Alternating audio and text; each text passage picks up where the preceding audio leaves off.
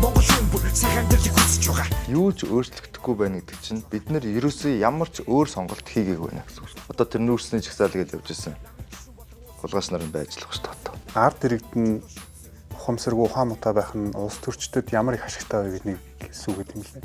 Тэдний намын үзэл баримтал нь ерөөсөө л энэ шүү дээ. Хамгийн муухай дарангууллаар засгалж ирсэн, худлаа урмаар засгалж ирсэн нөхөр өнөөдөр хүртэл үргэлжлээ явж байгаа ч гэсэн яаж мэдээ. Тийм ээ. Яагаад Монгол улсыг өнөөдөр жишээл эрчим хүчний хувьд, чадгууны хувьд хараад байх хүсэлтэй байгаа юм бэ? Яагаад. Одоо ирэх үрж байгаа нам чи Монголд байгуулагдаагүй нам шүү дээ. Хийсэн юм болгон өөрчлөлтөд дутаж байна.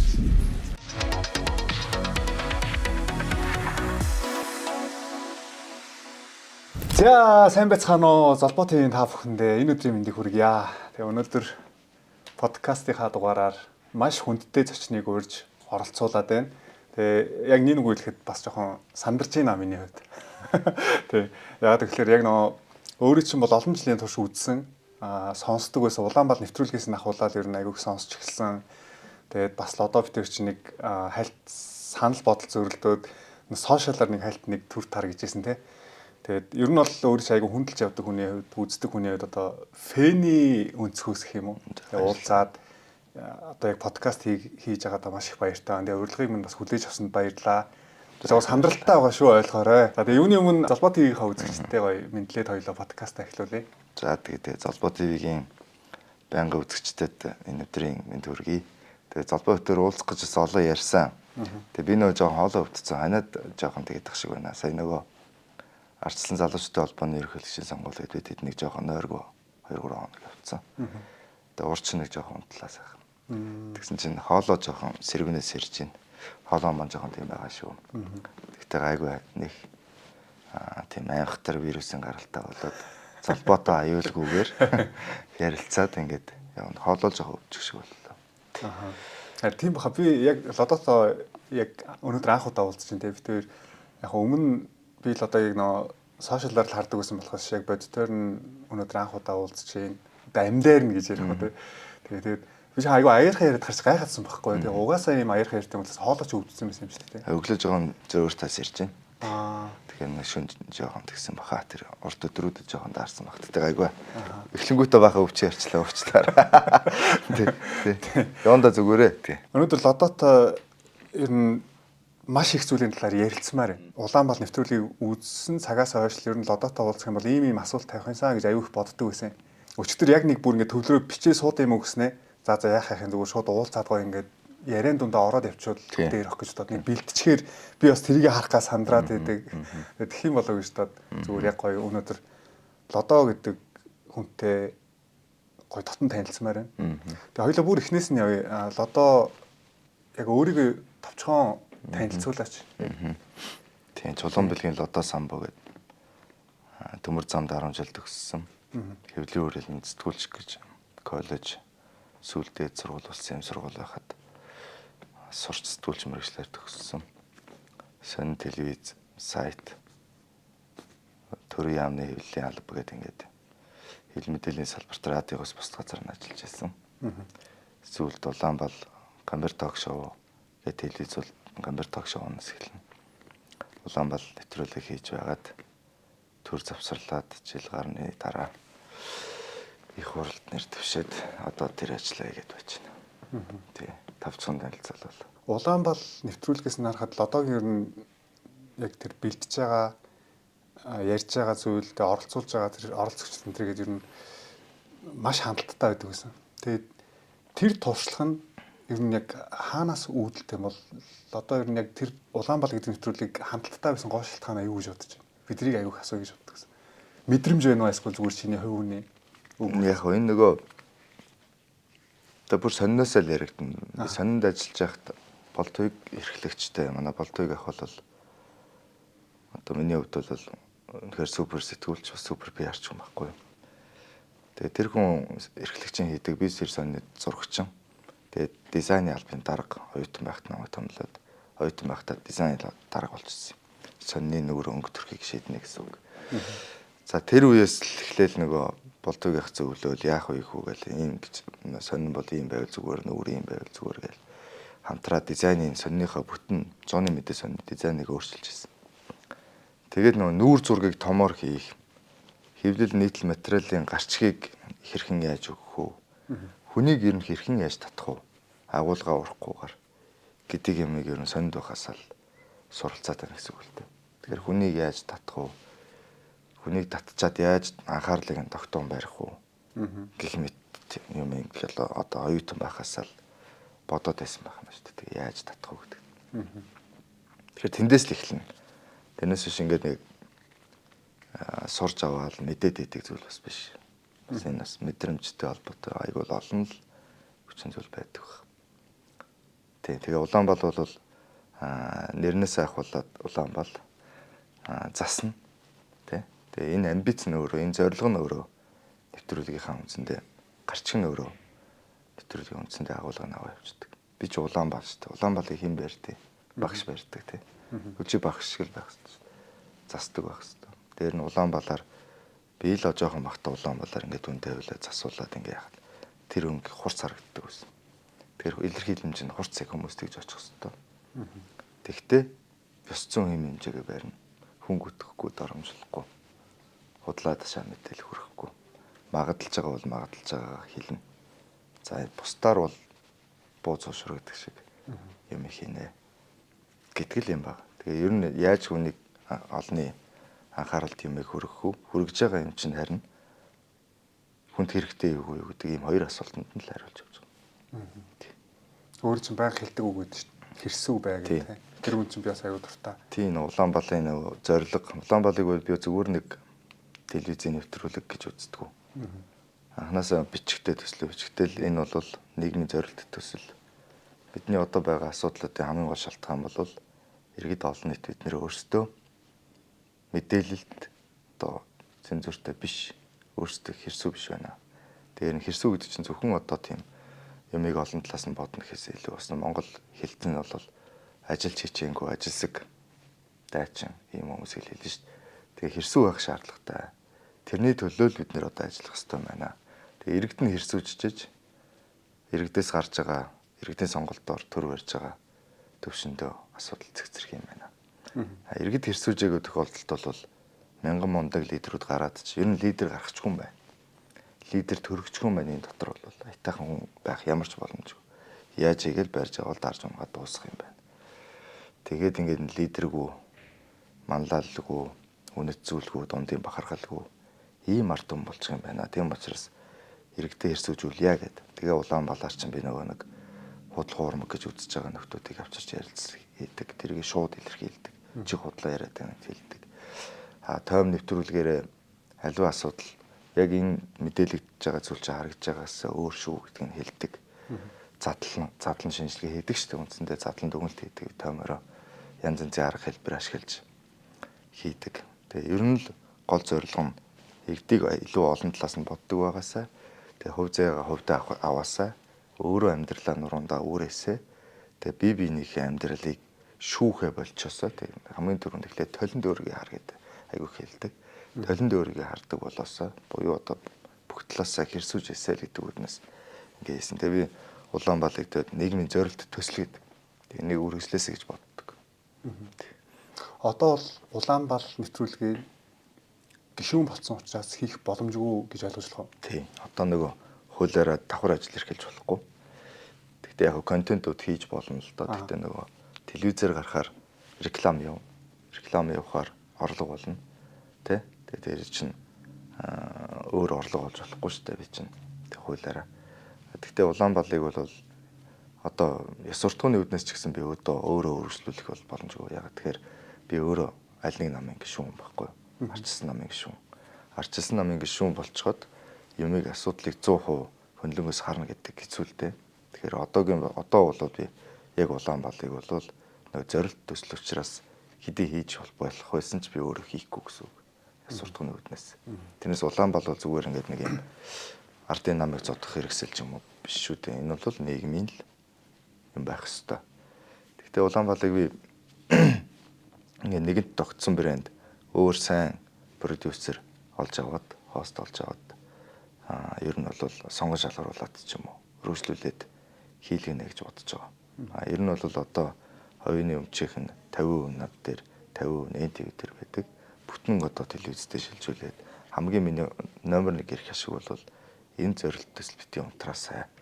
Монгол нэг сайн ярилцлага байх хэвээр. Бэтгэлзээний жанртай сайн ярилцлага байх хэвээр. Тэндээс хүмүүс чансан буцалсан хоол иддэг Улаанбаалаас бол тэгэхээр тэр үргэлжилж явах хэвээр.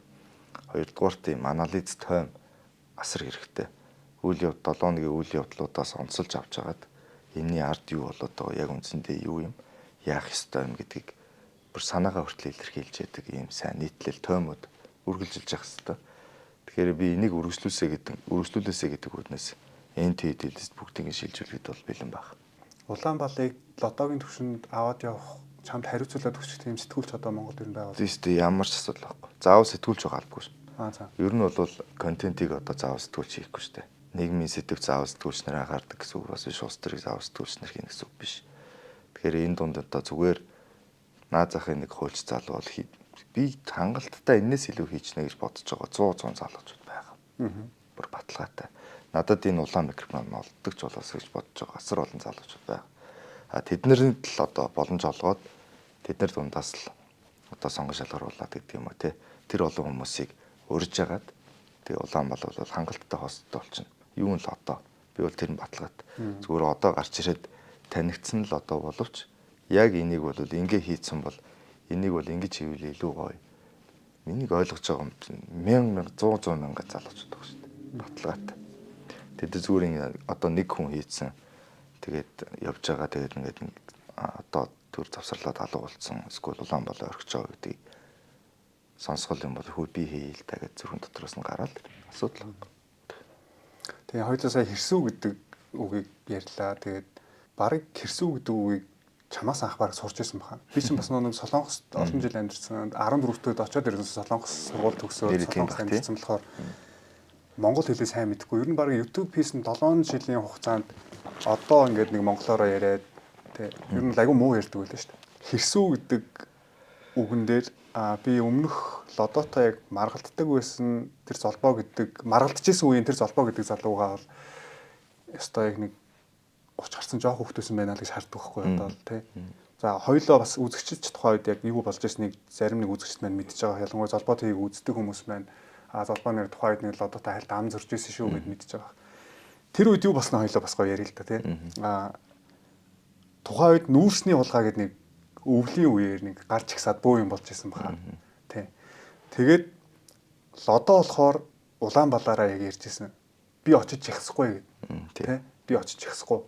Тийм за одоо тэр яг яагаад ихсэхгүй гэсний чинь хоёлаа ярилцсан. Гэхдээ лодоог ихсэхгүй гэлсэн чинь одоо нэг за монголоор хар мас гэж яриад байгаа шүү дээ. Чамайг одоо бөмбөж эхэлж байгаа шүү дээ. Сэтгүүлч хүн байж, нийгмийн төлөө яадаг хүн байж яг энэ чухал үед нь одоо очихгүй гэ тэ энэ мөнгө төгрөг авцсан гэл одоо 9 тусаар л хэлж ял шүү дээ.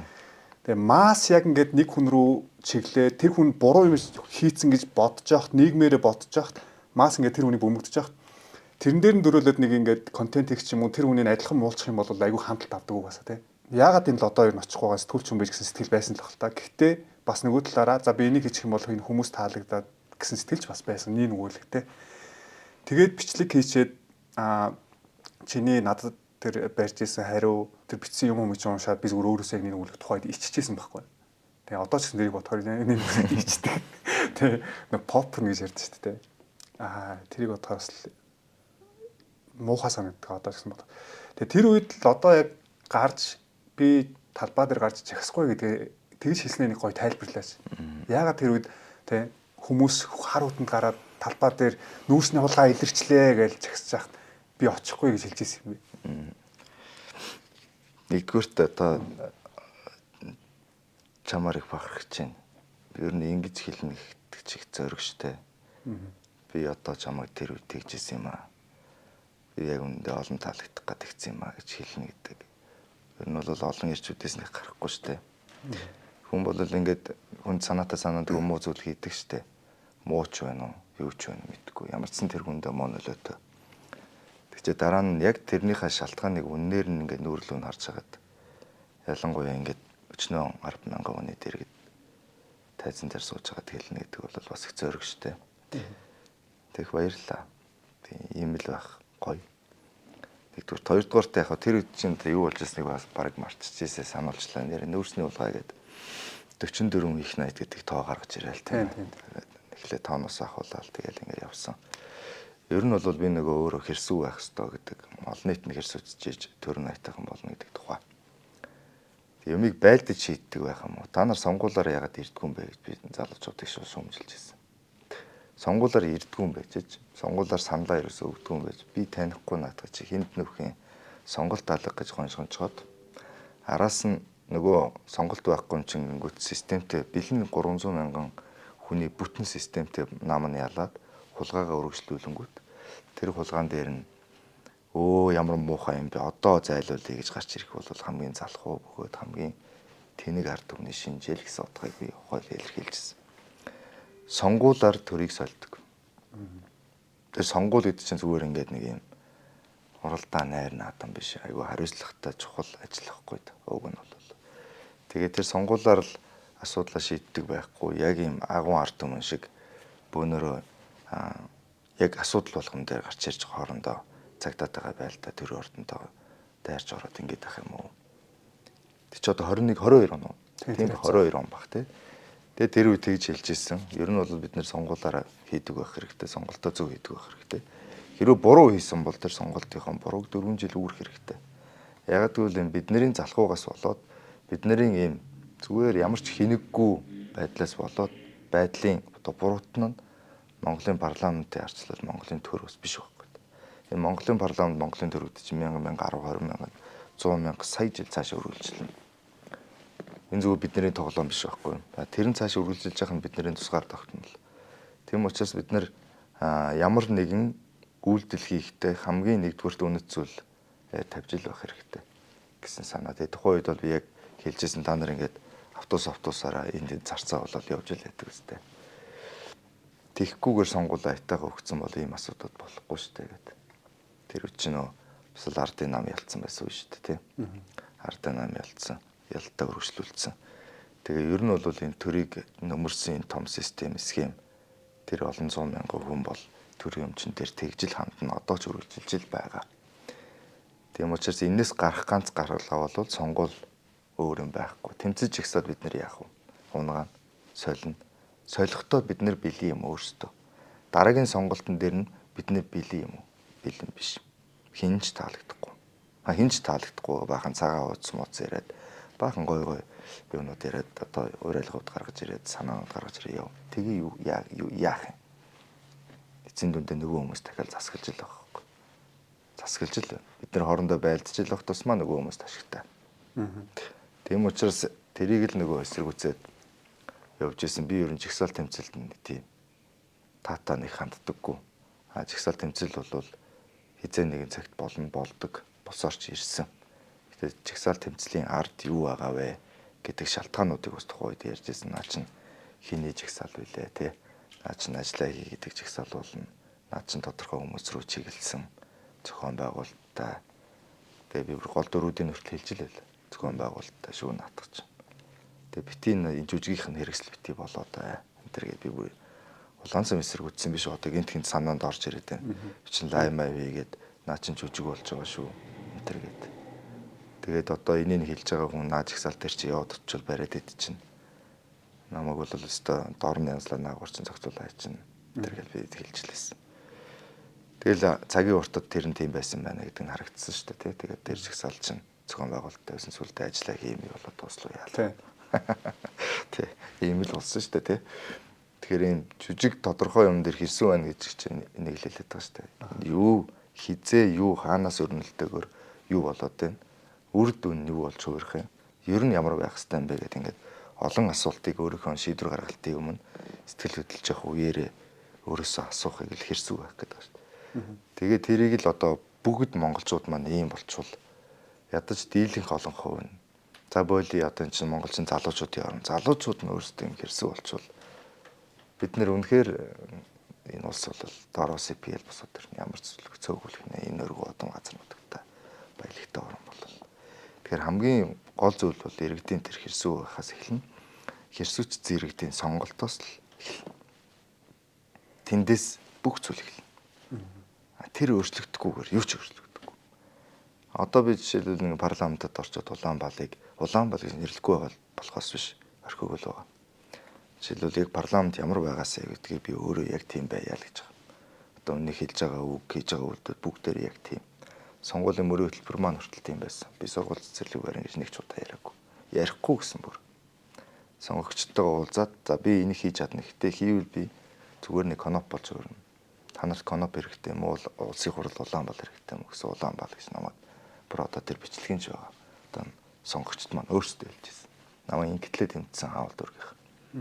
Яагаад гэхээр чи ороод над ардын намаал наад ирэх баригч авилгачтал буулгаж ирээл гэсэн. Орсон цагаас хойш би одоо 2 эрднийг огцруулах бичиг гаргаад явсан. Дараагийн ерөнхий сайд ингээл явсан. Яаж ардын намыг сонгуулийн аргаар байрын солих вэ гэдэг дууралтаанд би үлдсэн 2 жилийн хүртэл зарцуулна. Мэдээж эрэг хууль тогтоох ажилд анхаарна. Хогийн юмнуудыг явуулж болохгүй гэдэг дээр бол анхаарч байгаа. Одоо Цэнгүүн Бямсран бид гурав бол одоо төсөв болгон дээр суудаг. Тэг манай Цэнгүүний ажлын алба манай Бямсран бид хэд ингэж нийлж байгаа 2.4 их 84-ийн хяналтыг хийж болохоор дэмий зардлууд байна гэж нодлон бүр санал гаргаж ирсэн. Гэх мэтчлэн төрийн ажил бол хийн. Одоо би бол одоо санаачилсан өөрийн санаачилсан 2 хууль, нэг хууль нь батлагдсан, нэг хууль нь цэцээр угаасаа батлагдсантай адилхан болсон. Хамтарсан гэдэг аюул олон хуулиуд ингэ явж л гэх мэт ажиллаа хийн. Хамгийн нэгдүгээр би гэхдээ яаж арчилсан нам ялах вэ? Энэ өдөг одоогоор одоо энэ ардын нам арчилсан нам 2 л баг нь байгаа. Арчилсан нам ялж иж ардын нам ялагдана. Өөр бол одоогийн байдлаар бодиттой тийм том ус төр хүчийн алга байгаа. Тэгэхээр энэ рүү чиглэж яах гэх мэтчлэн одоо хийж байгаа ажил маань ч гэсэн үндсэндээ Улаанбаатарынхаа зорилтод тэр алхмаар бол явж байна. Тэгээ олон нийтэд тийшээ анхаарлаа хандуулж энэ их хурлын шийдвэр гаргаж байна. Бүх юм ингэ шивгүүнэгээд влог хийгээд байгаа чинь юмны ард ийм болоод байгаа шүү хэл харуулаа л. Тэгээ гişүнгүүд чинь ийм тустай амар амтан байхаа болно. Одоо манай үеийнээс хойш зүгээр л хууль тогтоох эрх мэдэлтэй тэгээ адилхан залуучууд. Хууль тогтоох эрх мэдэлтэй залуучууд. Тэгээ болоо. Тэрнээс биш ямар нэгэн тусгай амтан за та дарга юм чи яавал яасан ч яах вэ? Буруу юм хийсэн ч болно шүү дээ гэдэг нэг юм хандлага дээр байдаг шүү. За таавал болно шүү дээ. Таныг яавал гэж. Ийм байхгүй. Яг адилхан. Одоо ингээд өнөөдөр хүртэл 2 жилийн хугацаанд уулзсан залуучууд энэ тэнд бас арга хэмжээнд хүмүүс анзаарч байгаа бол би тийм илүү эрх хэдлэх гэсэн үйлдэл болгоно юм зогсоож байгаа. Ингээд л явна. Хүний тогтсон хандлага гэдэг бол өөрчлөгдөхгүй л дээ. Ямар ч цаг үед. Ингээд үндсэндээ энэ эрх барьж байгаа энэ одоо 300 400 500 мянган хүний бүтэн авилгын систем өгсөрцсөн. Энэ намыг би ялагдуулахын төлөө байдгаа барна. Бүр байдгаа утсан гэсэн үг. За энэний ард гарчаад энэ арчилсан нам нь бас сайн гэж байгаа биш шүү дээ. Гэхдээ арчилсан нам арай дээр байдаг үеийн үед энэ 100 жил 2 хуудаа засаг барьсан. Нэгэн дээр нь хамтарсан олонхч болж байгаагүй. Харин илүү гэдэг юм би дотор нь орооч харж байна. Тийм учраас одоо номер 1 зорилго бол тэрнэрүү чиглэнэ. Тийм учраас энэ сонгуулийн аргаар л бид нэр одоо улс төрөө авч явна. Ягаад гэвэл төр нь мөнх юм аа. Бид нар бол зүгээр цаг үеийн үзэгдлүүд юм аа. Энэ байгаа цаг үедээ зүгээр нэг үзэгдэл цаг зуурын хугацаатай ажиллаж байгаа хүмүүс тэнд ууралж бохомцог хүмүүсийг ашиглаж мянган жил үргэлжлэх төрийн энэ залгамж халааг устгаж болохгүй л гэдэг юм байр суурь дахиад илэрхийлэл баримтлал явуулдаг. Өмнө нь би нөө Солонгосын түүхийг айгүй их нөө судлаад уншаал монголчууд айгүй орчуулж хүргэдэг үстэй. Солонгосчууд ч одоо жинхэнэ тэмцэгч ард хүмүүс шүү дээ. Гэхдээ энэ тэмцлийн цаана утга учир гэдэг зүйл байд юм байна. Ядчил гарч ирж агсаж байгаа тэр ард иргэдэнд юуны төлөө тэмцэж байгаагаа бүгдээрээ нэгдээд тэрийг мэдээд гарахаар өөр гэдэг юм байна. Ядчил тэрийг нөө боснуулах байгаа хүмүүс нь хүртэл тэр үзэл бодолд нь ерөөсөө халдаж чаддгүй. Тэгэхээр нөө ард иргэд нь өөрсдөө хэрсүү байх ёстой юм. Өөрсдөө мэдэх хамгийн түрүүнд явагдах ёстой юм. Мэдсэн хойноо ядчил тэр хүмүүс чинь нэгдэж чадна. Өөрсдийг нь удирдаад аваад тавьж байгаа хүн зөв юм ярьж гинэ, буруу юм ярьж гинэ гэдгийг ойлгодог болно. Тэгэхээр ард иргэд нь өөрсдөө мэдлэггүй яах гэж гарч ихсэж байгаа гэж ойлгохгүй зүгээр л сэтгэл хөдлөлөөр уур бухимдлаараа нэг юм болонгууд пэр гэж ихсчаал пэргээл алга болчдөг тийм. Энэ ер нь хамгийн буруу тогтолцоо. Тэгээд яг энэ масс Монголд байгаад энийг шаарч байна уу? Ер нь яг хоо монголчууд ингээд олон жилийн уур бухимдал ерөөсөй арилахгүй л байна л да. Ужиграад байна. Ямар нэгэн асуудал шийдэгдэхгүй байхгүй. Одоо 20 жилийн өмнө болж байсан жагсаал 10 жилийн өмнө болж исэн жигсаал жишээлбэл 2008 оны 7 дугаар сарын 1 ингээд амар том жигсаал байна шүү дээ. Тэр үед шаарч ирсэн юу өөрчлөгдсөн. Өөрөлдөх юм бол ингээд тэмцэл болгоны ар дээр тэмцэлд хүргэх тийм уур бухимдлын сэдв өнөөдөр хэвээр байгаа байхгүй. Тэгэхээр энэ бухимдал чинь ингээд ужирхаараа одоо хүний зүгээр сэтгэл зүй дээр аваад үзэл та ингээд нэг бухимдал ингээд шийдэлд хүрэхгүй ингээд яваад байхаар стресс, депресс болоод сэтгэл готролд ороод юу ч хийгээд бэлэн болоод юунд ч итгэл нь алдраад сэтгэл готрол гэдэг бол аимшигтай том хангал хонгол шүү дээ бүр төсөөлөх аргагүй. Тийм болоод ш нийгмээрээ сэтгэл готролд орно гэдэг чинь ямар том аюул вэ? Тэгээд байна. Яг тийм байхгүй ингээд бөөн сэтгэл готрол стресс бохом. Яг тэгэл өнөөдрийг хүртэл ингээд дөнгөж мэдээ ороод мэдээ үздэг болсон цагаас нь хойш яг шийдэгдсэн ямар асуудал вэ? Ямар ч асуудал байхгүй. Шийдэгдсэн нэг ч юм байхгүй шүү дээ. Одоо бид нар 90 оны шатгууны хомсдлын бичлэгийг хараа сууж шүү дээ. Машин зээл 130 байсан байна. Өнөөдөр G класс болсон байна. Бензин хийвэрээ. Хизээний 10 20 жилийн өмнө бид нэр үнийн өсөлтийн тухай ярьж байсан юм шүү. Нэг ардын намын нэг ах ингээд доллар 1500 болсон чинь төгрөг бариад тайзан дээр уурлал байжсэн. Тэрийг хараад монголчууд гадаад чагсаж ирсэн шүү. Шудраг там авч бол. Одоо доллар 3500 бараг 600 хүрлээ шүү дээ. Заримдаа хүрч байгаа шар зах дээр бол 3600 хүрсэн. Юу ч өөрчлөгдөхгүй байгаа таахгүй. Ямар ч юм өөрчлөлт байхгүй. А энэ тохиолдолд яадгүй хөр хүмүүс ингээд далмил олдвол одоо гал ингэдэг. Гэтэ юу ч өөрчлөгдөхгүй гэдэг мэддэг. Энэ учраас идүүхэн сулардаг ингээд. Юу ч өөрчлөгдөхгүй. Энэ дээр бид нар гол асуултандаа яагаад хариулж чадахгүй байна вэ гэхээр юу ч өөрчлөгдөхгүй байна гэдэг чинь бид нар ерөөсөө ямар ч өөр сонголт хийгээгүй байна гэсэн үг шүү. Наазах юм. Бид нар өөрчлөхийн төлөө яг юу хийсэн юм? Гадаа гарч агссан. Тэгээ юу гэж? Тэр чигсаал чинь чиний үүрэг юм уу? Тэр чиний эрх байхгүй. Яг бүр тэрнээс нь углуургаар нь юмыг солих үүрэг эрхээ чи яг эдэлт юм уу? Эдэлтгүй. Би бол ингээд бүр бүтэн хэлдэг. Энэ сонгуульдаа та нар сонгуул. Энэ сонгуулаа төрийг байгуулдаг. Энийг хэлж одоо бүр хэдэн жилжингээ хэлж хэлэх ёстой. Залхахгүй хэлэх ёстой. Юу ч өөрчлөгдөхгүй байгаад байгаа учраас уур бухимдал байнга байгаад байна. Тэгээ юм л бол ингээд бухимдаад байна шүү дээ. Гэтэл бид нар тэгээ юу гэж тэгээ яах ёстой юм бэ гэдгийг асуултанд хариулах ёстой шүү дээ. Сонгуулаа өгүүлдэг. Хамгийн амар амархан байгаа зү. Сонгуулаараа сольжгол доо. Би одоо эрх сонгуулаар уриална. Ер нь ингээд ардын намаас нэг бид чинь ингээд нөгөө цагаан хар машин шиг ингээд итгэдэггүй гэдэг ярьдаг шүү дээ. Ер нь бол одоо 27 28 оны сонгуулаар хоёр сонгуул одоо ордож байна. Энэ хоёр сонгуулаар ардын намд саналаа өгөө гэдгийг нотолж цагаан хувцас өмсч ирэх сонгуул дээр. Өөртөө нүдэрээ тоолыг саналаа тэгвэл. Санал авах байранд ирж байгаа бүх хүмүүс цагаан хувцас өмсөл хүрдэг. Нүдэрээ тоолё л доо. Нэг цагаан хувцастай, хоёр цагаан хувцастай, гурван цагаан хувцастай. Нийт хэдэн сонгогч орж ирсэн. Хэдэн цагаан хувцастай хүн орсон бай. Энэ бүх хүмүүс ардын намд өгөөгүй. За тэгээ ялцын үе ёстой жинхэнэ дахиад тэр гарч ирж нэг сэгсрээд бүр тэр сонгуулийг хүчингү болтол нь явах. Манай жигсаал хийглээ ингээд айгүй олон шалтгаанууд байна бас ингээд өөлөө дээр ивэл зөндөөл юмнууд байна. Тэгэхээр бид нар бол нэгдүгээр дээрээс асуудал шийдэгдэхгүй байна. Одоо тэр нүүрсний жигсаал гэж явж исэн. Улгаас нар нь байжлах шүү дээ. Харин тийм. Сайдаар хийгээд. Эхнээсээ шорворонгоос гарч байгаа шиг байна. Юу өөрчлөгдсөн? Одоо бид нэр тэрийг нэг бол гэл ингэж баах. Тэг болтол явж чаддсан юм уу яг? Жишээлбэл тийм. Зүгээр л үр дүнд нь яаж юм нэхэр төрдөд итгэл ямар нэгэн байдлаар тэр дунд монголчууд хагараал хоорондоо муудалцаал эцсийн дүндээ эргэн цагтаа хоёр цодолцороо бол ортох гэр гэртэй харьцаа чинь тэгэд гайн таарсан шоронд ороо ингээл явж байгаа байхгүй. Үр дүн алга. Хаанаас үр дүн гарах юм бэ? Яагаад өнөөдөр ийм авилга хулгай дүүрэн байгаа юм бэ? Яагаад Монгол улсыг өнөөдөр жишээл эрчим хүчний хувьд чадхууны хувьд хараат байх хүсэлтэй байгаа юм бэ? Яагаад? Одоо ирэх үрж байгаа нам чи Монгол байгуулагдаагүй нам шүү дээ. Гэл бид нар бодоход л яг Монгол улсын тусгаар тогтнол Монгол улс хөгжихэд яг юу саад болоод байна. Ганц л том хүчин ба шүү дээ. Тэр л саад болж баталгаатай. Бүх монголчууд мэдээд шүү дээ. Мэдээд байгаа мөртөө сонгоо явуудахыг юу гэж хэлэх юм? Тэнийг л гэж хэлнэ зү. Тэгээ тэнийг байна гэж хэлээд ямар нүүлттэй юм шүү дээ. Тийм үстэй.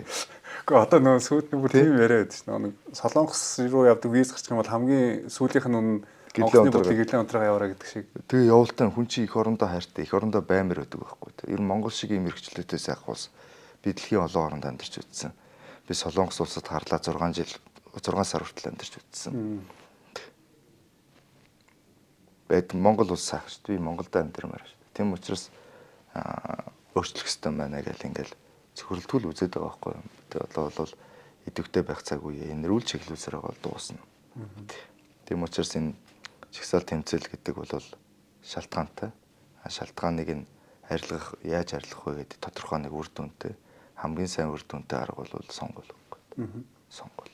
За ард иргэд нь сонгуулаа өгөхгүй байна. Өгөхгүй шалтгаан нь улс төрдөө итгэл нь алдарсан байна. Тийм.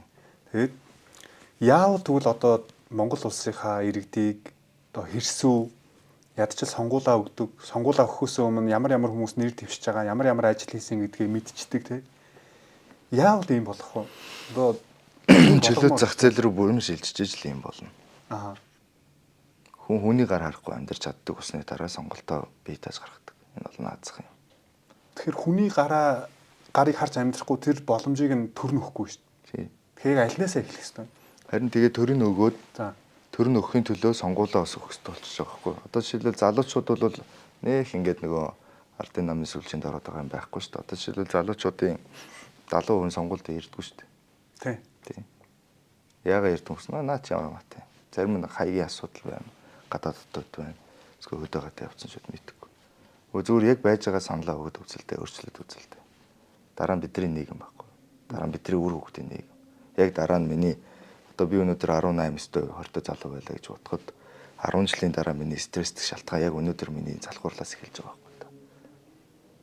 Одоо жишээлбэл ингээд хотын гудамжаар дугуй унаад явж чадахгүй л байгаа зү. Тийм. Зүгээр алхаа явж чадахгүй учраас суух газар алгалаа шүү дээ. Яг тэрийг ингээд мэдрээд стресстэй төгжрээд бензин хайгаад явах цаг ирэх байхгүй дээ өөрт нь. Тэр үед ёо энийг яах вэ гэдээ утсан дотор гар утас руугаа лайвж байгаа нөхдүүд 18-т яг ямар сонголт хийжсэн бэ? Баггүй дээ. Тэгэхээр эхлээл ерөөсөө өөрчлөлт бол эндээс эхэлнэ. Өөрчлөлт үзэгдэх л дээ. Тэгэх юм бол бид нар чөлөө зах зээл жинхэнэ мэдрүүлээд арчилсан ус болоод гэл дээ. Хүн болгонд яг тэр үүргийг өгсөн байхад эхэндээ хүнд хэцүү, чанга, төр халамжаа, хайр халамжаа татаад эхэлнэ. Нөгөө нэг намын угсарсан байгаа систем задраад эхлэхээр хүнд зүгээр бэлэн орж ирдэг байсан, өрхөөд орж ирдэг байсан мөнгө тасарна. Эхэндээ хэцүү, юмгүй болоод байгаа юм шиг. Гэтэ хүн яадаг вэ? Юмгүй болоод хэрэглээс орцсон тэр хэрэглээний хараас явдаг. Явна гэдэг чинь ажил хайна гэсэн үг, хөдөлмөрж эхэлнэ, хөдөлж эхэлнэ гэсэн үг, бодож сэтгэж эхэлнэ гэсэн үг шүү дээ. Энэ юу гэсэн үг гэхээр бөөн бөөндөө ажилд орж эхэлнэ, бөөн бөөнөр ажлын бай бий болгож. Ингээ бөөн хөдөлмөрчдийн тоо нэмэгдэхээр яана гэсэн үг, татвар төлөгчдийн тоо нэмэгдэнэ. Татвар төлөгчдийн тоо нэмэгдэнэ гэдэг нь төр татвар их мөнгө хоримтлагддаг болно гэсэн үг. Тэрийгээ дагаа төрийн үйлчлэгээ сайжрах хэрэгтэй гэсэн үг. Дундаас нь авилгыг нь таслан зогсооч бол. Энэ бүх үйл явц чинь хизээ эхлэх вэхээр одоо ингээд тогтцсон шигдсэн байгаа энэ системийг зад татаж унгаахаас л эхлэх байхгүй. Энэ системийг зад татаж унгаахгүйгээр бид нэр юу ч нэхэд нэмэргүй хоорондоо байлдсараа бол дуусна. Нөө Гитлерийн хэлсэн нэг үг гэдэг. Ард иргэд нь ухамсаргүй ухаан муутай байх нь улс төрчдөд ямар их ашигтай вэ гэдэг нэг хэлсэн үг гэдэг юм лээ. Монголд энэ бодлого хэрэгжиж байгаа гэж ойлгож байна. Олон ард иргэдээ ядраагаад ядуу байлгаад гэх юм бол эдгээр угаасаа юу сонгуул өгөх. Яг ядраахгүй гэсэн үг шүү дээ. Яг ядраад ингээд яг ядуу байх юм бол хүмүүс чинь ингээд яаж ядуу гарах уу гэдээ яваад байхгүй. Яг ингээд ядуур болохгүй заяа. Тэгээд айгүй дундаж руу оруулахгүй заяа. Тэгээд ингээд байлгаад байгаа байхгүй. Одоо жишээлбэл Монголд ингээд яг зүгээр ажил хийхгүй амьдарч болоод тах шүү дээ. Болоод тах шүү дээ. Яг болоод байгаа. Харин тийм болоод байгаа хэсэг байгаа шүү дээ. Үнэхээр байгаа. Тийм. Одоо бид нар эргэн тойрноосоо ч харж байгаа. Ямар ч асуудалгүй. Ах トゥ найс нөхөд бүгднгээс нь харж байгаа шүү дээ. Болоод байна. Солонгост одоо хоёул чи олон жил би нэг хэдэн сар байсан. Нэг өдөр ажилгүй өнчгөд бүр яадаг үлээ тийм. Гараа мааждаг шүү дээ. Буруу амьдраад байгаа юм шиг бол яах вэ? Одоо ингэ баларлаа. Байж болох чинь ингээд нэг айлын нэг өрөөгөл нэг юм гуцыг л төрөлж амьдарч байгаа шүү дээ. Тэрийгэ төлөх бүр хаана хонох монох гэл эсмүс юм бодогдол эхлэн шүү дээ. Тийм үстэй чинь ингээл яана гэл ингээл цаг хугацааны яваад байдаг гэл. Тэнт тийм шүү дээ. Хаач тийм шүү дээ. Солонгосчуудад нь тийм шүү дээ. Самшил дээр солонгосчууд явж л байдаг шүү дээ. Өөрсдөө явж л байдаг шүү дээ. Ажил хайгаа. Ажил хийхгүй л амьдрах ямар ч боломж байхгүй тэнд. Бүр гомн ч олдохгүй нэх. Манай кимчи будааны хөлтөд. Кимчи будаан ч олдохгүй шүү дээ. Тэ? Тэр манад байгаад байгаа байхгүй. Дорож кимчи будаа гэдэг шүү дээ. Манай тав тэ. Арга ядахад сүйдээ цай уусангүй гэж гомдлоод байдаг. Одоо кинон дээр байгаа шүү дээ.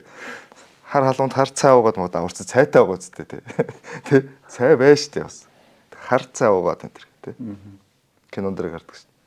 Гэх мэтчлэн бид нар зүгээр ингээд бид нар яг зүгээр л ингээд нэг юм арчилсан нэртэй ямар ч арчлалгүй. Тэгтээ хүн нь бол эрхчлөөтэй. Энэ ланд нь бол эрхчлөөний орон тэ. Ийм л чөлөө зах зээлийн нэртэй чөлөө зах зээлгүй ийм л газар амьдарч байгаа шүү дээ. Үнэхээр яг үнэндээ бас л таруулж байгаа усууд ч дээ бид нэр бас л тэгэл уурлахаараа огцруул зайлуул алцаа яал ингэ явждаг. Тэгээ яг өөртөө нөгөө яаж өөрчлөх шийдэх вүлээ гэдэг яг гол шийдэл дээр ерөөс анхаарал хандуулдаг. Тэгсэн ирнэ бүр ингээд шоройдод бодоолохгүй. Тэгсэн ирнэ нэг аваад цохгүй. Тэгээ нэг дунд чиргуу орохгүй тэгээ ингэсгээл тэгээ нөл стресс хөмдөл гэдэг нэг ийм л тэгэл жил болгон 100 жил яваад тэмдэглэцгээр хэлэрсэн. Юм сайхан гардаг шүү дээ бид нар бол. Тэгэхээр бол энэ байдлыг бид нэр өөрчлөе. Үнэхээр одоо хүсэж байгаа шийдвэрээ төрөөс гаргуулъя. Одоо хүсэж байгаа нийгэм рүүгээ шилжиж гэх юм бол бид нар сонгуулаар шилжих ёстой л гэсэн юм хатуу байсан шүү дээ. Би сүүлд нэг бичлэгээрээ хальт дурдсан юм аа. Дээр нь байгаа хүмүүс нь улс төрчид үү, дээр нь байгаа хүмүүс нь ард иргэдэн байх ёстой юу? Ард иргэдэн дээрээ байхгүй. Дээрээ гэдгийг мэдэхгүй байна шүү дээ. Доор байж гомдлох айгуу дуртай байгаа юм л да бид нар. Одоо бид нар ингэж зөвхөн улс төрд хандлага биш. Бид нар ингэ залуучууд биш үү те. За.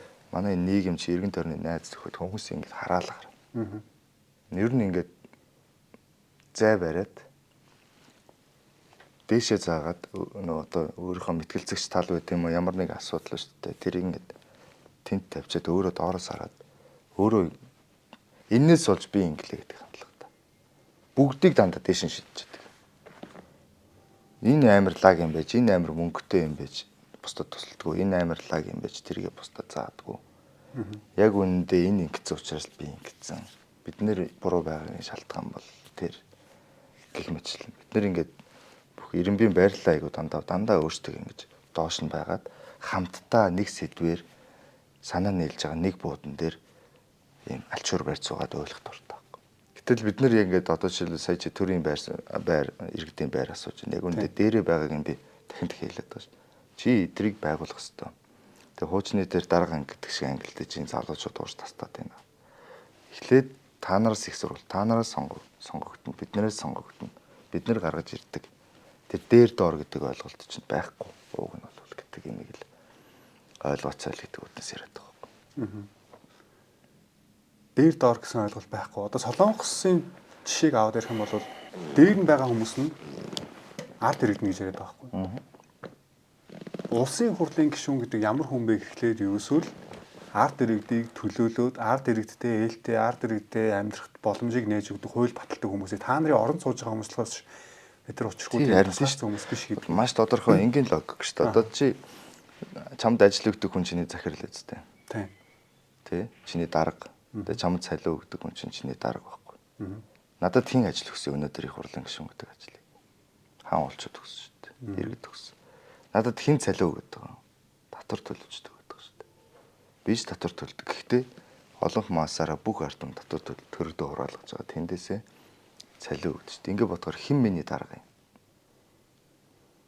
Ард түмэн дарга энэ айгүй энгийн зүйл байхгүй. А дарга ард түмэн нь өөрсдөө төрийнхөө дарга байхыг хүсэхгүй байна гэдэг байхгүй. Хүсэхгүй байна. Одоо шил хэнийг ажилд авахаа шийдхийг хүсэхгүй байна. Зүгээр одоо байгаа ажилтнаа гомдоод бөөнөрөө муулаад ингээд тэгээд уурлаа сууж байгааг илүүд үзээд байна гэдэг байхгүй. Зугаацаад байгаа байхгүй. Зүгээр зугаа хийгээд байна шүү дээ. Уурлах ч бас зугаацлын нэг хэлбэр шүү дээ. Одоо бичлэгэн дээр бид нэг сэжиг төрөх чинь бас нэг зугаацлаа шүү дээ. Ааха. Балер бичлэг үзэх дуртай хүмүүс байдаг шүү дээ. Би бол заримдаа энэ чих ухаж байгаа бичлэгийг үздэг дуустал үздэг шүү дээ. Жишээлбэл янз юм. Тэрэн шиг хамтдаа нийлж тэр хэсгээ муулж ах тэр хэсгийг ингээд татаж унгаагаал нэг их мэдлэлтэй болгоод татаж унгаагаал те. Хаастаа сайхан байна нь тавилаач зугаацаад байгаа байхгүй. Зугаац тоглоод шүү дээ. Тэр энэ зүгээр л энэ нэг юм ямар ч хэрэгцээгүй зүйлээс юм кайф мэдэрч зүгээр өнөө маргааш тийм сэтгэл зүйнгээ хоолсоор байтал ахуй айгу муудаад байгаа тэр асуудал хандахгүй. Ахуй нь муудлаа гэхэд бүр тэ яг энэ дээр л асуудлууд байгаа даа. Тэгэхээр өөрсдийнхөө ирэмбийг бид нэр зөв тавихгүй байна. Яг юуны төлөө төр байдгийг бас ухамсарлахгүй байна. Тэр төрийг хэн байгуулдгийг ойлгохгүй байна гэдэг байхгүй. Яагаад ийм байна вэ гэхээр чөлөө зах зээлгүй байна. Бүх амьдрал нь яг цаг минутгүй нуруунд дээр нэрээгүй. Японд одоо ингээд 4 цаг явж ирдэг, хурдан гал дээргээр явж ирдэг газараас ажилдаа явдаг шүү дээ. Тийм. Солонгос гэсэн ялгаа байхгүй. 2 цаг явж ажилдаа ирдэг. Ажлаа тараа дахиад тэр өөр явдаг. Цагийн төлөө уралддаг. Биднэрт хувийн машин тухай ойлголт байхгүй. Харлаа гэж авч үздэг. Төвөг штэ надад чинь гэж авч үздэг. Бүх зүйл нь штэ хөдөлмөрлөдөг газар чинь цаг минут өөрөө үнэтэй. Бүх цаг төлөвлөнө. Тэр хөтөл 7 хоногор төлөвлөнө. Би маргааш нөгөө тэр юм ажил хийн тэрнтэй юм уулзалтуудын 7 хоногоос цаг олдохгүй. Манайх шиг ярьж байгаа за маргааш харж ярьж байгаа хэлий өдөөс хойш уулзъя гэдэг юм байхгүй шүү дээ. Хаач байхгүй. Өөрөөр хэлбэл бид нэр ийм хөдөлмөрийн урсгал руу явж ороогүй байна. Яагаад ороогүй вэ? Чөлөө зах зээл, чөлөөтэй эдийн засаг чинь байхгүй манад чинь. Одоо манад чинь ингээд шатхуун төрөөс үн тогтоодог, эрчим хүчин төрөөс үн тогтоодог. Гол одоо энэ бүтээгдэхүүнүүдийн өртгийг бүрдүүлж идэг. Гол суурь одоо бүтээгдэхүүнийх нь үнийг төрөөс мэдчихэдэг ийм чөлөө зах зээл гэж байхгүй шүү дээ. Тэгээд дээр нь ажлын байруудад одоо төр нь өөрсдөө үйлдвэрлэл эрхэлдэг, үйлчлэгээ эрхэлдэг, төр нь өөрөө банктай, төр нь өөрөө хоолны газартай, төр нь өөрөө одоо янз янзын үйлчлэгээний газруудтай ингээд өрсөлдөд байж идэг юм чөлөө зах зээл гэж байхгүй шүү дээ. Зөв. Миний ойлгосноор тэгвэл ер нь энэ дээр байгаа за төрд байгаа хэдэн хүн нь бүх юмаа удирдах өөртөө авчаад чөлөө зах зээлийг боомлоод байна. Ард иргэд нь тэрийг ойлгохгүй тэр хүмүүсээ дахин сонгоод байна. Хичээд уурлаад бухимдаад байна. Ягаад ажлын байргүй байгаад байгаа юм. Тэгээ ажил олдохгүй мөртлөө төрөөс нэг хомс мөнгө орж ирээд байгаа жишээлбэл ингээл айл өрөхгүй л ин гişүн бүрэрч өгд юм эсвэл янз янзын шалтгаанаар ингээд нэг бахан халамжууд орж ирээд шүү дээ. Ягаад тэгж орж ирээд байгаа ингээл бүгднээс нь бодох хэрэгтэй байхгүй. Ажлын байраагаад орж ирэхгүй байгаа. Нэгдүгээр хамгийн суур шалтгаан бол бидний хүн амын тоо болно. Тэгэхээр зах зээл гэж авч үзэхдээ айгүй төвөгтэй. 3 сая чинь идэвхтэй 1 сая гаруй амьдарч чинь та ажил хийж чинь 2 сая гаруй нэг ингээд идэвхтэй нийгэмд ингээд ажиллаад яа. Тэнгүүд энэ зах зээл дээр чинь бас томрно гэдэг бүтээгдэхүүн зараад борлуулад үйлдвэрлээд том масс үйлдвэрлэл хийгээд тэрийг аваад явна гэдэг бол үнэхээр чанга бас хэцүү. Энэ хүн амын тооны нэг үндсэн бас нэг шалтгаан, гол шалтгаан байна. Нөгөө талдаа бид нар чинь ингээд ажлын байр нэмэгдүүлэх хийхээр татвар их өндөр. Дээр нь төрний өөр оршилддог. Дээр нь дунд шатны, доод шатны дарамт асар их өндөр. Юм учраас нөгөө хуулгүй харилцаа айгүйх явдаг учраас ажлын байрууд удаан оршин тогтнодоггүй. Ажлын байрууд удаан оршин тогтног, бизнес үйлдвэрлэл үйлчлэгээ удаан оршин тогтнодоггүй учраас доктортой ажлын байр, доктортой цалин гэдэг ойлголт байхгүй. Гэр итгэл зүйр арилжахаараа бид нэр сүлдээ ажлын байрнаас ажлын байр руу шилж хурд их удаан. Одоо тийм ингээд явж байгаа л намайг бол 14 хоног үзэл халж байх, сар ажиллаулаад халж байх гэдэг юм. Эсвэл айгуул цалингаа өгөхгүй гэдэг ингээд би биенийхээ мэдээллийг сонсож байгаа гэдэг юм. Ингээд ажлын байрыг нэмэгдүүлэх юм бодлого байхгүй. Нөгөө талаараа ажилгүй байгаа хүмүүстэй ямар ч үсэн нэг амьдраад байх боломжийг нь өгөөд өгдөг гэдэг бүх зүйл уруу амарлаараа байгаа учраас манайх хүнтэн чөлөө зах зээл чөлөөт эдийн засгийн тухай ярих боломжгүй ч гэдэг. За нэг чөлөөт зах зээл ярьсных би одоо яг хуваараа бизнес эхлүүлж байгаа. Монгол жижигхэн бизнесээ эхлүүлж байна. Ер нь 2 жил хөөцөлдснээс одоо л дөнгөж одоо нэг үзэгчтэй хүргээд яг дөнгөж эхлүүлэх гэсэн чинь одоо Монголын төрөөс одоо олонний танил инфлюенсер хүмүүсийн витамин тэгээ хүнсний нэмэлт бүтээгдэхүүн иймэрхүү сурталчилж болохгүй гэсэн яриа явагдаад байна. Энэ нь одоо яг үнэхээр чөлөөт зах зээл мөн үү? Зүгээр жишээлбэл би бас яг одоо 7 жил гаруй YouTube хийх хугацаанд дандаа л нөө бусдын бараа бүтээгдэхүүнийг сурталчилдаг байсан. Тэгээ өөрөө бодсны үр дүн за ер нь витамины бизнес би өөрөө ч айгүй витамин хэрэглэдэг. Хүнсний нэмэлт бүтээгдэхүүн хэрэглэдэг. Тэгээ хүмүүс ч гэсэн ер нь айгүй хэрэгтэй гэж бодоод яг шийдвэрээ гаргаад найзтайгаа хамт хоёулаа 2 зэрэг санхүүгээ босгоод бид 2 жил хөөцөлж байгаа байхгүй. Тэгээ тэрний эрхийг авахгүй Солонгосоос нэлээд юм болд юм байна. Монголд бас эрхийг авахгүй тэр витаминуудынхаа эрхийг авахгүй бас нэлээд юм болоод ер нь ингээл хөөцөлдөж явсаар агаад за ашгүйдээ гэл нэг одоо л нэг хүмүүстэй хүрэхэндээ гэл гарч ирэл яасан чи яг сая нэг сошиалаар худлаа юм зарлаа барьлаа гэл бөөн хэрүүл урал болоод энэ тураадаг гэл те. Тэгээд тэр нь ямар ч ирэхгүй худлаа үйлдвэрлэсэн одоо нэг хятад үйлдвэрлэсэн бараа энтрээ орж ирээд тиймэрхүү хүмүүс яг гарч ирээл тэрийг нэг хүн илчлээл тэгэл нөгөө маск гэдэг чинь тэдэрлүүд айраал те. За хэвээ одоо энэ олонний танил хүмүүс одоо витамин сурталчилж болохгүй гэл одоо ингээ бүгдийг хориглон нөгөө нь маск хэвээ мундаг шүү манай төрийн сайд гэдэг ингээ алгаад ташаад эхэлж байгаа байхгүй. Зөв шийдвэр л дээ. Гэхдээ хулгай хийсэн хүмүүстэй тэгээ буруу юм хийсэн хүмүүстэй энэ авилгал авсан хүмүүстэй тэр эрхийг үнэхээр өгсөн хүмүүс байгаа юм бол тэр хүмүүсээ ухаж гаргаж ирэхгүй яагаад ингээд зүгээр байгаа бидрийг ингээд эрхийг ингээд шууд хорчиж байгаа юм гэдэг ийм бухимд гэх юм уу? Одоо яг тийм харин энд одоо нэгдүгээр үзэл хандлагын ялгаа байгаа. За. Одоо тэдний намын үзэл баримтлал нь ерөөсөө л энэ шүү дээ. Одоо манай иргэд бол ерөөсөө өөрсдөө бодох чадваргүй учраас өөрсдөө хүмүүс хуурагдчихад байна. Тийм учраас хуурах одоо эртийг нь сэргийлээ ачиг шууд хаагаа ичдэг. Харин тий. Зүгээр л хаачдаг тий. Нөгөө талынхад бидний одоо үзэл хандлага юу вэ гэвэл иргэд нь өөрсдийн сонголт. Иргэдэд зөв сонголт хийхтэн төр туслах хэрэгтэй болохоос биш. Сонголт хийх замуудыг хаагаад иж болохгүй л дээ. Энэ хандлагын үзэл баримтлалын ялгаа нь эндээ гарч ирж байгаа.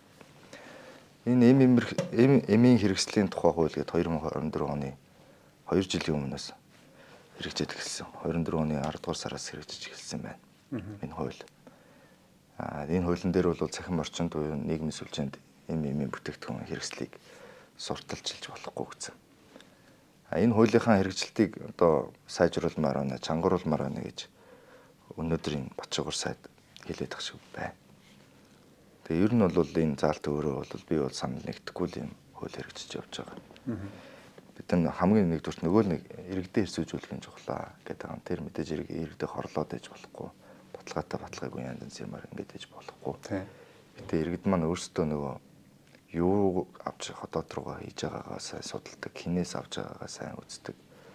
Ийм л байх ёстой шүү дээ. Тэрний судалгийн нэтээр бүх хүн альва бүтээгдэхүүн гарч ирээд нөгөө тэнд байгаа хүмүүсийн гар дээр хүрэхийн тулд маркетингийн олон аргыг ашиглана шүү дээ.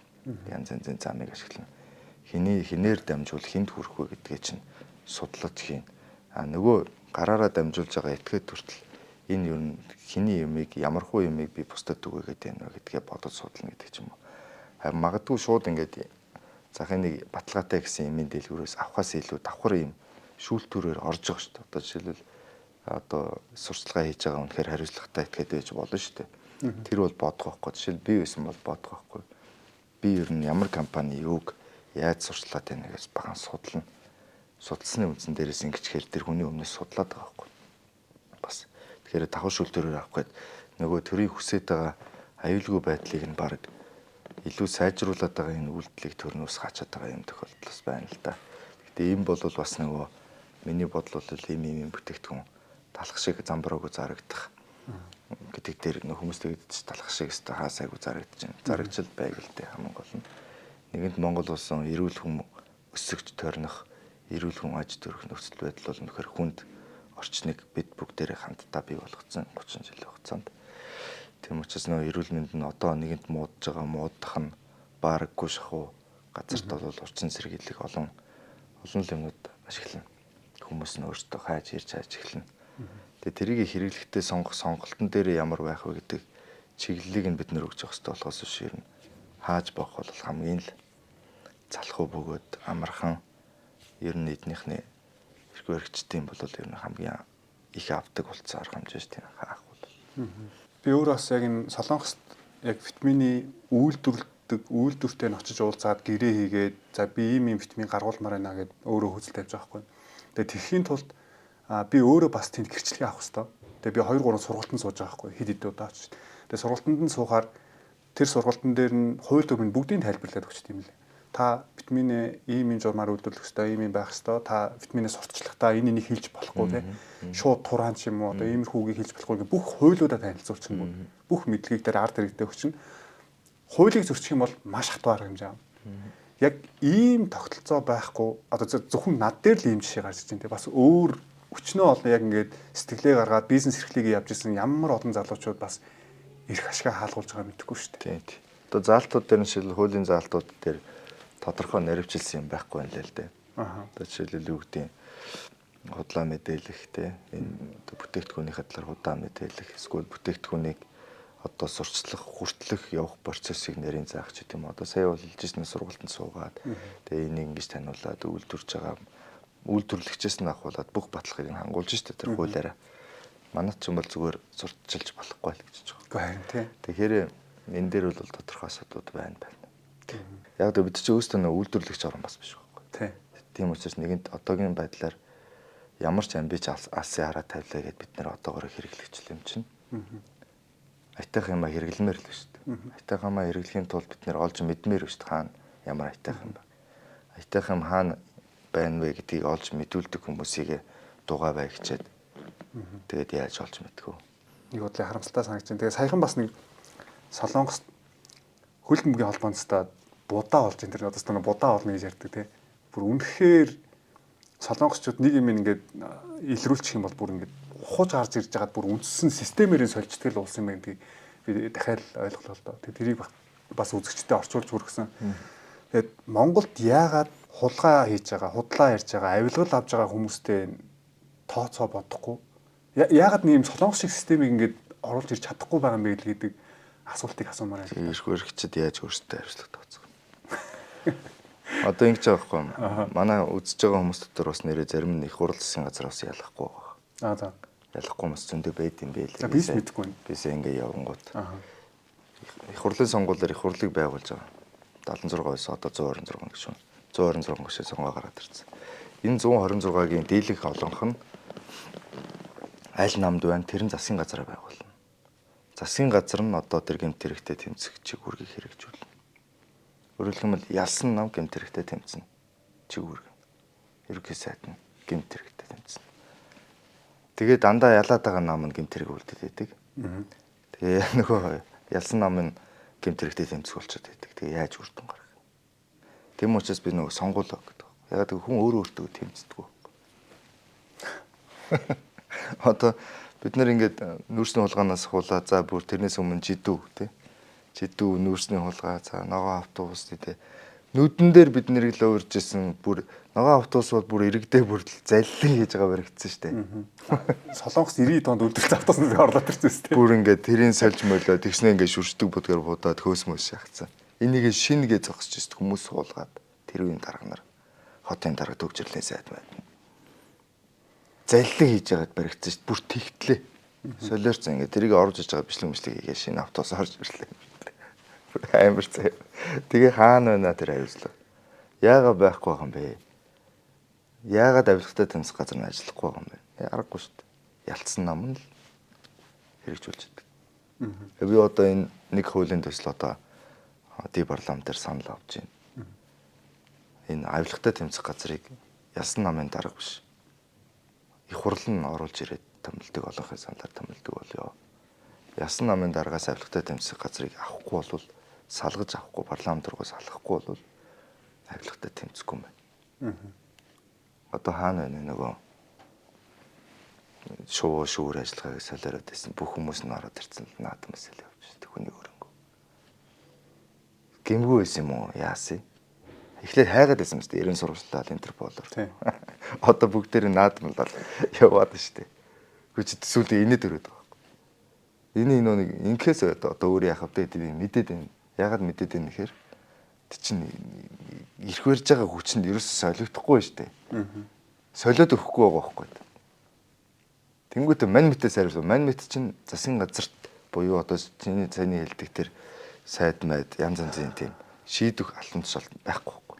Ирэх мэт нь бидэрт байхгүй. Бид нар орж иж байгаа хуулийг зөв аятайхан батлаа өнгөрүүлэх үүрэгтэй. Боломж олдвол өөрсдөө хууль санаачлах хэрэгтэй юм л болсон.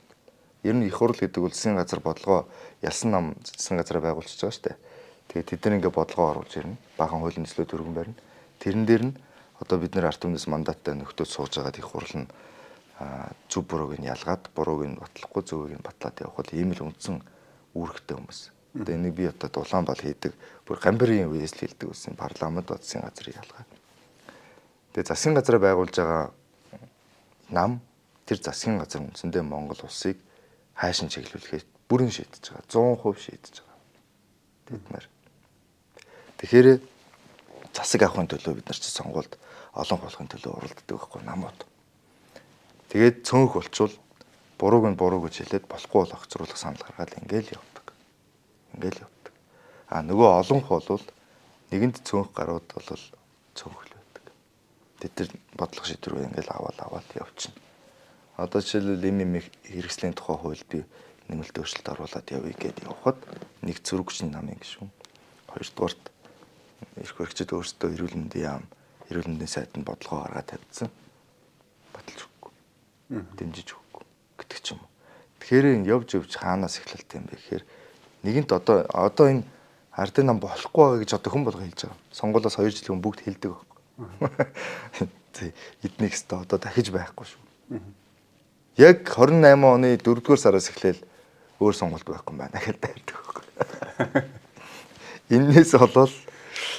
Эннээс болол нөгөө ужгираал ингээл тэгээ бид нар нөгөө бөө стресстэйг хамтдаа байж л байдаг. Битгий юм байгаа ч гэвэл байнга л одоо ядаж энэ жилээс эхлээд өөрчлөөчтэй гэдэг ингээд явна. Тэгээ би намар энэ хуулиа өргөн барина. Ядаж бид нар энэ хонголгийн яриад байдаг штэ. Одоо бүх юм ингээд эхнээс нь тайлбарлаж яриад явах юм. Шудраг усын хонголыг л хүсснийг хамгаалаад хүсээгүйгээ гэмтэрэгтэн болгочтой энэ хонголын нэг түлхүүрийн ч гэсэн солидо гэдэг одоо алхтай тэмцэх газрыг бол ерхий сайдын ялсан намын хараанаас бол гаргах энэ хуулийн зөвлөл бол өргөн барина. Гэх мэтчлээ ингээл засах ажлуудаа л хийгээл аль болох ингээл явж л байгаа. Тэрнээс наан бол битгүү дээ яаж хүн өөртөө ажлаа тооцоолдог тийм. Ингээд систем байхгүй энэ ардын намчин систем. Нэгнийх асуудлыг нөгөөтгөн заавал нь орж идэг. Бүтнээрээ нь орвол бүгд хоолгүй. Тэгэхээр за чи яавал би ингэн би тэднийх юм. Тинч 100 жилийн засаг л гэдэг чинь амар шүү дээ. Ялангуяа одоо энэ өөрсдөөс өндөр байх үеэс ахуулаад хамгийн супер циклүүдийг эдэлсэн. Одоо 10 дахь жилдээ засаглаж тасралтгүй. Тэгэхээр эднэр бол бүртийн ингэ шигдсэн систем байхгүй.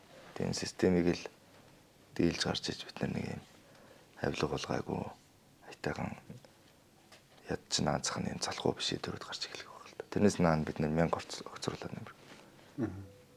Одоо яг үзэж байгаа та мэдгүй магадгүй 50,000 100,000 үзэгчтэй яах вэ тэгвэл яг ерөөсөө сонгуулаас л ирэх үү? Сонгуулаас одоо ингэж би бас мэдэн шүү дээ би чинь бас өөрөө 18 настай байсан. Гэтэ би 19 гэсэн биш ээ. Тэр чинь 17 настай. Тэтгэвэр ангид бохоолагч гэсэн сонгуул өгч байгаагүй. Тэндээс ингэж эхэлдэг юм байл. Сонгуулийн мэдрэмж. Тэгэхээр энэ одоо ингээд яг танихгүй байх хүмүүс ирдэг яг үүндээ насанд дөнгөж хүрээд байж байгаа сонгуул болохоор танихгүй. Тэгээд таньдаг нь цөөхөн. Бид нар ингээд нэг дор ээж 3 4 хүн дуулах хэрэгтэй болчиход шүү дээ. Танихгүй, танигдаагүй. Тэгэнгүүт энэ танихгүй юм чи яах вэ? Тэгээ ер нь дэмжчихээр хүн алга. Энэ нэг бид нар ингээд спортын тулаан ямар нэгэн өрсөлдөөн Voice Монгол руу мессеж санал өгч байгаа юм шиг хандаад байдаг байхгүй юу? Кайф авах зугаацах гэдэг шүү дээ. Миний дэмждэг хүн гарчмаар хаал ингээл тэ. Яг дэмжичмээр баг байхгүй юм чинь хөлөн бүгд яадан гэдэг шиг. Дэмжчихэр хүн байхгүй юм шиг хайчдаг. Гэтэл тэн дээр л нөгөө нэг эрх баригч амьлаа босоод ирдэг. Гэтэл сонгуул гэдэг чинь зүгээр зургатаар үзэж байгаа хөлөн бүг бооцоотой бет тавих гэж байгаа ямар нэг спортын төрөл зугаац ингээл ерөөсөө биш байдаг байхгүй юу? Бидний хувь заяа байгаад шүү дээ. Тэгэхээр үнэхээр сонгох хүн танихгүй байсан ч хамаагүй алийг нь дугуйлвал ардын нам ялагдах юм бэ гэж бодож сонгуульд заавал очих хэрэгтэй байхгүй. Тийм биз дээ. Одоо үнэхээр бидний байгаа нөхцөл өнөөдрийг хүртэл ирэх барьж байгаа намын авилгач мөн юм бол үнэхээр тэрэнд итгэж байгаа бол тэрийг олж харж чадаж байгаа бол тэдрийг солих нь л номер 1 зорилго болохоос таньдаг хүний дугуулах нь номер 1 зорилго биш байх ёстой л гэсэн үг байхгүй. Тэгвэл одоо энэ мэдээллийн шуурган донд чинь танигдна гэдэг үнэхээр хэцүү шттэ. 126 танигдсан улс төрч нэр дэвшин сонгуул нэр дэвшин гэдэг бол нэг намаас шүү. Зөвхөн нэг намаас 5 нам сонгуульд орлоо гэж бодъё. 6 нам орлоо гэж бодъё. 600 700 шахуу 700 гаруй хүн олонний танил 700 гаруй хүн нэрдэг шиг байхгүй шүү дээ. Тийм боломжгүй. Тэгэхээр бид нарт угаасаа бүтэн таньдаг хүмүүс ирэхгүй. Яаж чичээгээд. За чи яаж чичээгээ бүгдийн судлааг бүгдийн таних боломжгүй. За судалж яв сайн л үсттэй тий. Тэгээ зүгээр жирийн тэнд явж байгаа залуу бол үнэхээр тоохгүй байхгүй. А тоохгүй байж ерөөсө болохгүй гэсэн санаа. Тэр зүгээр ингээд бет тавьдаг зүйл биш. Тийм учраас чи зүгээр ингээд очивол хардын намаас бусдын дугуулна уу, яа нөө өөрөө мэдээд ямар ч байсан тэр болохгүй өнөөдрийн системийг угсарсан байгаа энэ намыг л яавал ялагдахгүйг саналаа өгөө л дээ. Тэгэл болоо. Тэгвэл нөө яг бодит байдал дээр хүмүүс тэгдэг. Хинд нөх юм те ялгаагүй шүү дээ гэдэг. Үнэхээр ялгаагүй гэж бодож байгаа хүмүүс бол тэгээ одоо байгаа зүгээрээ л гэж бодож байгаа гэсэн үг шүү дээ. Тийм үү? Одоо болж юм. Асуудал. А үнэхээр болохгүй нэ гэж үзэж байгаа бол яагаад? Зүгээр наацхан гүгэлдээд намайг төрснөөс хойш аль нам засгалсан байг л хараад үзлээ тий. Төр барьсан байг л хараад үз. Тэгээ өнөөдөр Монголын нийгэм ямар? Тэгээд ингээд бодчих. Тэгээд хариу нь ойлгомжтой. Бүгдийнх нь хариу ойлгомжтой. За өнөөдөр хүртэл Монгол ардын нам засгалсан. Болж юм. За болохгүй байна зөндөө асуудал. Тэгээ яах юм? Дахиад нэг итгэхэд үзье гэж чинь хэлэхгүй л байхгүй уг нь бол. Тэгвэл солио л доо. Энэ сонгуулийг чинь солих гэж хийдэг шүү дээ уг нь бол. Өөрчлөх гэж хийдэг. Сайн байвал өргөжлүүлэх гэж сонгол гэдэг. Энэ сонгуулийг чинь ягаад 4 жилээр тавьдیں۔ Тэ? Энэ тодорхой хугацаанд харах гэсэн хугацаатай учраас хүмүүсийн хариуцлагын л асуудал шүү дээ. Сэтгүүл зүй гэдэг нийгэмд бүр маш том үүрэг оройдлоо хариуцлагыг хүлээж идэг ийм салбар те. Бөө стресстэй бухимдалтай монголчуудаа зөв мэдээллийг дамжуулдаг ийм мэдээллийн сууг ер нь Монголд байна уу? Ийм сэтгүүлч хүн байна уу ер нь? Тэр нь надад үнэхээр харамслаа санагдаад байгаа хгүй. Одоо нэмэн гэсэн баахан одоо сэтгүүлчт юм уу? Одоо юу юм бэ мэдгүй. Ингээл энэ тэнгээл уус төрчтэй болсон болоогүй хэрүүл уруул ингээл зөөгөл явж идэг. Яг аль мэдээний суугт итгэхэж баг мэдхээ болсон байгаа хгүй. Намайг сонинд анх ажилтдаг байхад нэгээ сэтгүүлч гэж хэлэхээс сэтгүүлч гэж хэлэгдэхээс залуучууд урьж ирэхдэг байсан. Сурвалжлагч гэдэг. Сурвалжлаганд явдаг сурвалжлагч. Сэтгүүлч гэж хэнийгээ хэлээд байна гэхээр илүү том олон жил ажилласан туршлагатай нийтлэл энтер бичдэг тий. Уншдаг судалдаг, том энтер бичдэг. Филетон янз юм бичдэг. Ах нарыг хич нарыг сэтгүүлч гэж хэлдэг. Тэд нар сэтгүүлч гэж хэлэхдээ их тэрүүр их барахдаг. Ийм байсан. Одоо ч нь бол ингээ бүгд сэтгүүлч гэдэг шүү дээ тийм. Энэ нэг үрэ би юу хэлэх гээд байна гэхээр нөгөө сэтгүүлч байхын тулд бид нар чинь өөрсдөө ас зэрэг даалгавар өмнө өгөх хэрэгтэй байдаг. Ярих гэж байгаа юм хийх гэж байгаа нийтлэл нэвтрүүлэг тийм. Гэхдээ энэ бол зөв сурвалжлагын багийнхан бол буруу байхгүй шүү дээ. Тэр чинь сурвалжлага л хийж байгаа юм шүү дээ. Энд юу болж байгааг л дамжуулж үзүүл асуугаад дамжуулаад тэр бол асуудал. Яг манад ийм нөгөө сэтгүүлч нар байхгүй их ховор болчиход шүү дээ. Суугаад судалдаг, судлаад ойлгосноо мэдснээ мэдүүлэх ёстой гэдгийг бичээд нийтлээд ингэ явуулдаг, анализ хийдэг. Сайн ярилцлага хийдэг. Ярилцлага хийх чинь бас амар их судалгаа шаарддаг, шинжилгээ шаарддаг, бас хавьяас шаарддаг. Хэцүү. Чи өөрөө хүмүүстэй ярилцдаг мэдэн шүү дээ. Ярилцлага бол хэцүү. Тэгтээ их гой төрөл зүйл. Тэгээ нийтлэл бичдэг хүн байхгүй. Ховорцсон. Зүгээр Facebook-ийн пост шиг дүгнэлт, комент, сэтгэл бол бичдэг хүмүүс юм дөө шүү дээ. Урт сэтгэлүүд. Тийм. Чинь сэтгэл байхгүй. Намайг сонинд ажилтдаг байхад төр засаг нь ингээд өдөрт минь топ сонгуудаа байнг уншдаг. Шийдвэр гаргачдаг. Тэнд тэрүүгээр дамжуулаад нийтлэлчт нь үндсэндээ төрийн шийдвэр тавих нөлөөлдөг гэсэн. Яг тэгэхээр улс төрчдийн ажилд нь ингээд бас нэмэр болоод байгаа байхгүй. Цагийн давчилж өгöd энэ судалгааны ажил. Ингээл эн чинь ийм юм болохоор ингэдэг уг нь бол тэгвэл зүгээр байдаг. Ягаад гэвэл онол нь ийм практик нь ийм гэдэг нийтлэлч судалсаар байгаад ингээд багцлаа тавьчихсан. Тэр үчи интернет хэрэглээ багтаа байсан. Бараг байхгүй шахал байлаа намайг санд ажиллаж хад. Тэр бол ингээд нэмэртэй байдаг гэсэн. Одоо ч ингээд зүгээр л ингээд үйл явдлын ийм хөврөлдөөн дундуур ямар нэгэн зориг чиглэл байхгүй медиа бий болчиход байна л да. Одоо би өөрөө Улаанбаатар хийдэг байх тааж байх гэдэг. Та нар бол одоо би сэтгүүлч нартай одоо ер нь бол бүгдэндээ биш л дээ. Гэхдээ нийтлэг хэдтэй бол улаан цамал үздэг ус. Та нар бол сэтгүүлч биш. Та нар бол лайв чонгууд. Та нар бол сайт биш. Та нар бол Facebook хуудасууд. та нар маркет гэдэг залууд одоо өглөө болгон залбирч талархлаа илэрхий сүрэг энэ төр гэл би чинь. Тэрнээс та нар наад фэйсбүүкгүйгээр юугаач хүргэж чаддгүй юм улсууд энэ төр гэл те. Бүтээл хийдэггүй хүмүүс энэ төр гэл. Тэр чинь нөгөө хүмүүсээ доош нь хийгээд байгаа биш. Илүү ажиллаач ээ, илүү бүтээл гаргаач ээ гэж аминдаа хэлдэг байсан. Одоо тэрнээс хойш бас зөндөө сайн редакцууд бас нэмэгдэж байна. Бүтээлүүд хийдэг. Бүтээл гэдэг нь одоо зөвхөн сурвалжлаад явах гэхээс илүүтэй анализууд хийдэг, тогтож суугаад зорилго мэдээлэлтэй, зорилготой мэдээллүүдийг бас дамжуулдаг. Тэ? Редакцууд бас нэмэгдэж байна. Ер нь бол тэр тал дээр үнэхээр сул байгаа нь бол үнэн. Тэгэхээр ингээл янгууд бас сэтгүүлчийн сургууль моргуул гэдэг. Үгүй энэ бол бас л яг хүний сонголттой холбоотой сэтгүүл зүйн үр нөлөөг ухамсарлагтай холбоотой. Сэтгүүл зүйн үр нөлөө бол амар шүү дээ. Амар чанга. Том нөлөөтэй. Тэгээ энэ нөлөөг бид нар юунд ашиглах вэ? Нийгмийн хааш нь болох вэ гэдэг дээр тэр манай НТV телевиз Улаанбаатар нэвтрүүлэг энэ төр бол өөрсдөө нийтлийн бодлоготой байхгүй. Чөлөө зах зээлийг дэмжин, чөлөө зах зээлийн одоо үзэл чиглэл чугамаа болгосон улс төрийн дэмжлэг одоо дэмжлэг болно гэдэг юм шууд нөгөө зарлаад явдаг. Дэлгээд явдаг. Нийтлийн бодлоготой. Ингэж бид нэр улс орон хөгжин гэдэгт итгэдэг энэ төр гэдэг. Тэрийг дээл зарлаад явдаг. Ийм одоо нийтлийн бодлоготой тэгээд энэ нийтлийн бодлогоороо өрсөлдөж уралддаг. Яг тэр өөрийнхөө чиг баримжаа чиг дотроо байдаг. Ийм редакцууд олон болж ивэл ер нь бол төр засгийн нөлөөд шийдвэрт бол ахиу өндөр нөлөө төр засгийг ер нь залгаж чиглүүлээд нийгмээ ч гэсэн залгаж чиглүүлээд явдаг. Жинхэнэ инфлюенсер хүн гэдэг чинь энд хүмүүс асар буруу бодож байгааг яг одоо өөрлөгөө дайруулсан байна үл хамааран тэр хүмүүсээс ядаж 11-ийн бодлыг өөрчилж чаддаг хүнийг л инфлюенсер гэж хэлнэ. Миний бодлоор тэрнээс биш тэр нөлөөлнө гэсэн үг шүү дээ. Инфлюенс хийж.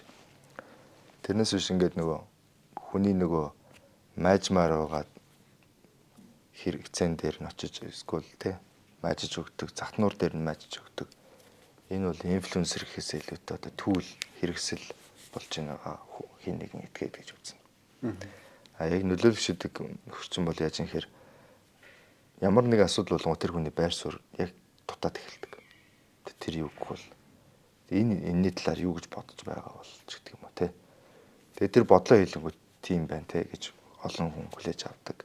Тэгээд өөрийнхөө шийдвэрийг өөрчилдөг гэдэг юм уу. Энэ бол инфлюенсер. Лодогийн Улаанбаатар нэвтрүүлгээр мөнх цэлмэг одоо аял гэдэг ютубер залуу те. Нэг орж явахт нь би тэр лодогийн одоо тухайн үед та хоёр бас чи ер нь нэлээд асуултуудаа ширүү тавьчихсан шүү дээ. Юу гэж асууж ирсэн юу гэж хэлж ирсэн бэ гэхээр тухайн үед мөнх цэлмэг улсын хуралд нэр дэвшижсэн юм уу эсвэл орохгүй явж ирсэн юм сайн мэдэхгүй байна. Тэгээд чам ер нь ийм асуудлууд байна гэж асуудлууд яриад байгаа хгүй мөнх цэлмэг. Тэгэхээр чи яагаад заавал улсын хуралд орж иж өөрчлөх гээд байгаа юм бэ? Гэт айгүй байн хэлжсэн байхгүй. Яагаад заавал та нар дотор нь орж иж өөрчлөнө гэдэг байгаа. Гэт тэр одоо яг тухайн үед л одоо дотор нь ороогүй байсан шүү дээ. Одоо дотор нь ороод 2 жил болчихлоо. Дотор нь орох өөр юм байна уу? Ер нь ялгаа байна уу? Тэр үдээс бол заавал дотор нь орж өөрчлөх яах гэдэг. Та нар ихлэ өөртөө өөрчлөлтөөл гэж ярьжсэн байх та. Тэр чинь нөгөө одоо ч тэр байр суурь хэвэр шүү дээ. Одоо ч би тэр залуучуудтай уулзвал чи яах гэдэг юм бэ гэнэ. За. Чи яхад заавал дотор нь орох гэдэг юм. Би тухайд одоо түрүүн ярьж байгаа хүмүүс хэрсүү байх хэвээр эхлээд өөрсдийн зарчим хандлага суух хэвээр. Тэндээс бүх юм эхлэх юм байна гэдэг. Мөнх цэлмэгтэр чи өмнө хамт яаманд багтаа хамтарч ажиллаж байсан. Дараа нь нэлээд хэдэн жилийн дараа тэр чинь бас найзаагаа оруулж байгаа шүү дээ. Тэгээд тэр найзтай хэлж байгаа тэр үг. Тэр чинь бас нэг нам хүн нам байлуу, үнэн ба зөв байлуу. Мартчих. Аль нэг нам л байсан ба. Тэгээ үзэл баримтлал. Тэгээ тэр нь сонгуульд нөгөө тэр чинь 60 тэрбум схем гэдэг тухайд болж исэн санагдаж байна. Тэгээ бид тэрнээс нь улбаалаад нөгөө сонголтоос нь улбаалж хэлжсэн шалтгаал санагдаж байна. Дээр нь би өөрөө тухайд Улаанбаатар нэвтрүүлгийг хэлжсэн үе. НТV-д хэлжсэн үе. Ер нь бол тэр зэргийн юмыг бол ярианы сэдв нь ямар байлаа да. Ямар ч сан заавал ингэх биш одоо ингэ сэтгүүл зүй олонд нөлөөлөх замаар эдрийг шийдэж болно гэж би хэлж ирсэн санагдаж байна. Тий. Ер нь яг нь сүүлд намайг бас манай мөхцөл юм уу манай одоо өөрөө гишүүн болцсон намайг гишүүн болох гэж байгаад бас тэгжээсэн ингээд битсэн байсан. Гэтэл би нөгөө нэг чи гишүүн болж хэрэггүй гэж ерөөсөж хэлж байгаагүй л дээ.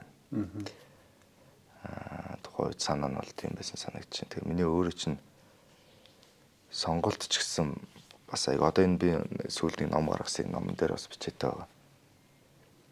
Энэ сонгуульд би яах гэж орсон бэ гэхээр 5 сар хүртэл би шийдвэр гаргаагүй байсан шүү дээ. Орохгүй гэдээ бүр гүрийгээд одоо тэрийг биний нөгөө ном дээр бичсэн. Ерөөсөө сонголт орохгүй би сурах гэж явж байна. Юус наа сонголт Монголд над болоогүй. Тэгсэн чинь л нөгөө оюурд дарагтаа ардаа намын рейтинг өсөд эхэлсэн. Улам л өсөд байсан. Нэг сараас ахвал өсөөл зүйлдээ бүр дийлдэхэргүй. Гэтэл яг үүндээ эдний нам системээс бол Монгол улс ямар байгаа вэ? Тэгээ 5 сард энэ арчилсан нам шийдвэр гаргахаас яг өмнө бүр болохоо байгаад эхлэхээр эхэлсэн. Тэгээ над руу дахиад залгасан. За тэгвэл бүр арайч зүгээр харж суучаа ялуулчаад би тэгээд сурч ирээд тэр маань хинт чирэг болох юм билээ гэж бодож унтсантэй. Эсэргүүцэж орсон гэх юм уу? Тэ? Эсэргүүцэх мэхт орсон. Сонголт. Тэгээд явж байгаа. Тэгээд ямар ч байсан сонгуулиар ярьсныхаа дагуу явж байгаа гэх мэтчлээ энэ бол байгаа. Сонголт нь өөр гэсэн үг байхгүй. Одоо тэр нэг улс төрд орсон. Улс төрд угаасаа байсан л дээ. Манай миний нэвтрүүлэгч нь улс төрд намайг байлгаал байсан. Зүгээр энэ шийдвэр гаргах төвшнөр орсон сонголт маань их өөр багт байхгүй. Ер нь л би гишүүн болно гэж бодож нэг яваагүй байсан байна. Нэгдүгээрт гишүүн болчоод би бүгдийг өөрчлөн гэж бодоагүй байсан байна шүү дээ. Ямар ч гэсэн энэ намыг ялуулж болохгүй. Энэ намыг ер нь цааш нь ялагдуулах ёстой гэдэг байдлаар сонголт гинт явж орсон. Гэхээр арай өөр багт байхгүй. Тэгээс хэдэн жилийн өмнөөс би ер нь их хурлын гишүүн болно. Би их хурлын гишүүн болж ижил өөрчлөнө гэж тийм надад тийм бодол байгаа. Яг тэр би өөрөө тэртээ тэргүй маш олон зүйлийг өөрчлөх сэтгүүл зүйн салбарт бас жинтэй ийм контент хийдэг. Сайн сэтгүүлч нар энийг байсан. Энэгээрээ би хангалттай юм хийж болох байсан. Болдог ч байсан. Илүү сайн өөрийгөө хөгжүүлэх шаардлагатай төр завсарлах хэрэгтэй гэдэг сурах явцсан байсан. Үгүй байхгүй. Тэгэхээр нэг тухайн үед мөнх цэлмэгтэй ярьжсэн болон мөнх цэлмгийн улс төрд гიშгэж байгаа зорилго сонголт миний сонголт зорилго хоёр тийз өөр л байгаад байна л да. Тий. Энэ гинтэн шийдсэн байхгүй. Надад яг энэ ном дээр бичсэн байгаа жинтэй хэлсэн юм аахгүй чи тэгээд лаг сурлаа. За тэгээд сураад ирсэн л одоо эднэр үргэлжлүүлээд амар том бүр засгалцсан. Тэгээ мөнгөнд дийлдэхгүй, эрх мэдлэн дийлдэхгүй.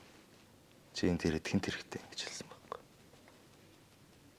Тэгэл орцсон. Тэгсэн чинь би нэвтрүүлгээ хийхгүй. Тэгээд улс төрийнхөө үйл ажиллагааг зогсоодсон. Тэгээд бахан сураа яваад ирсэн чинь дарангуул баригцсан. Одоо би яг үнэхээр зөв шийдвэр гаргасан байна гэж боддог.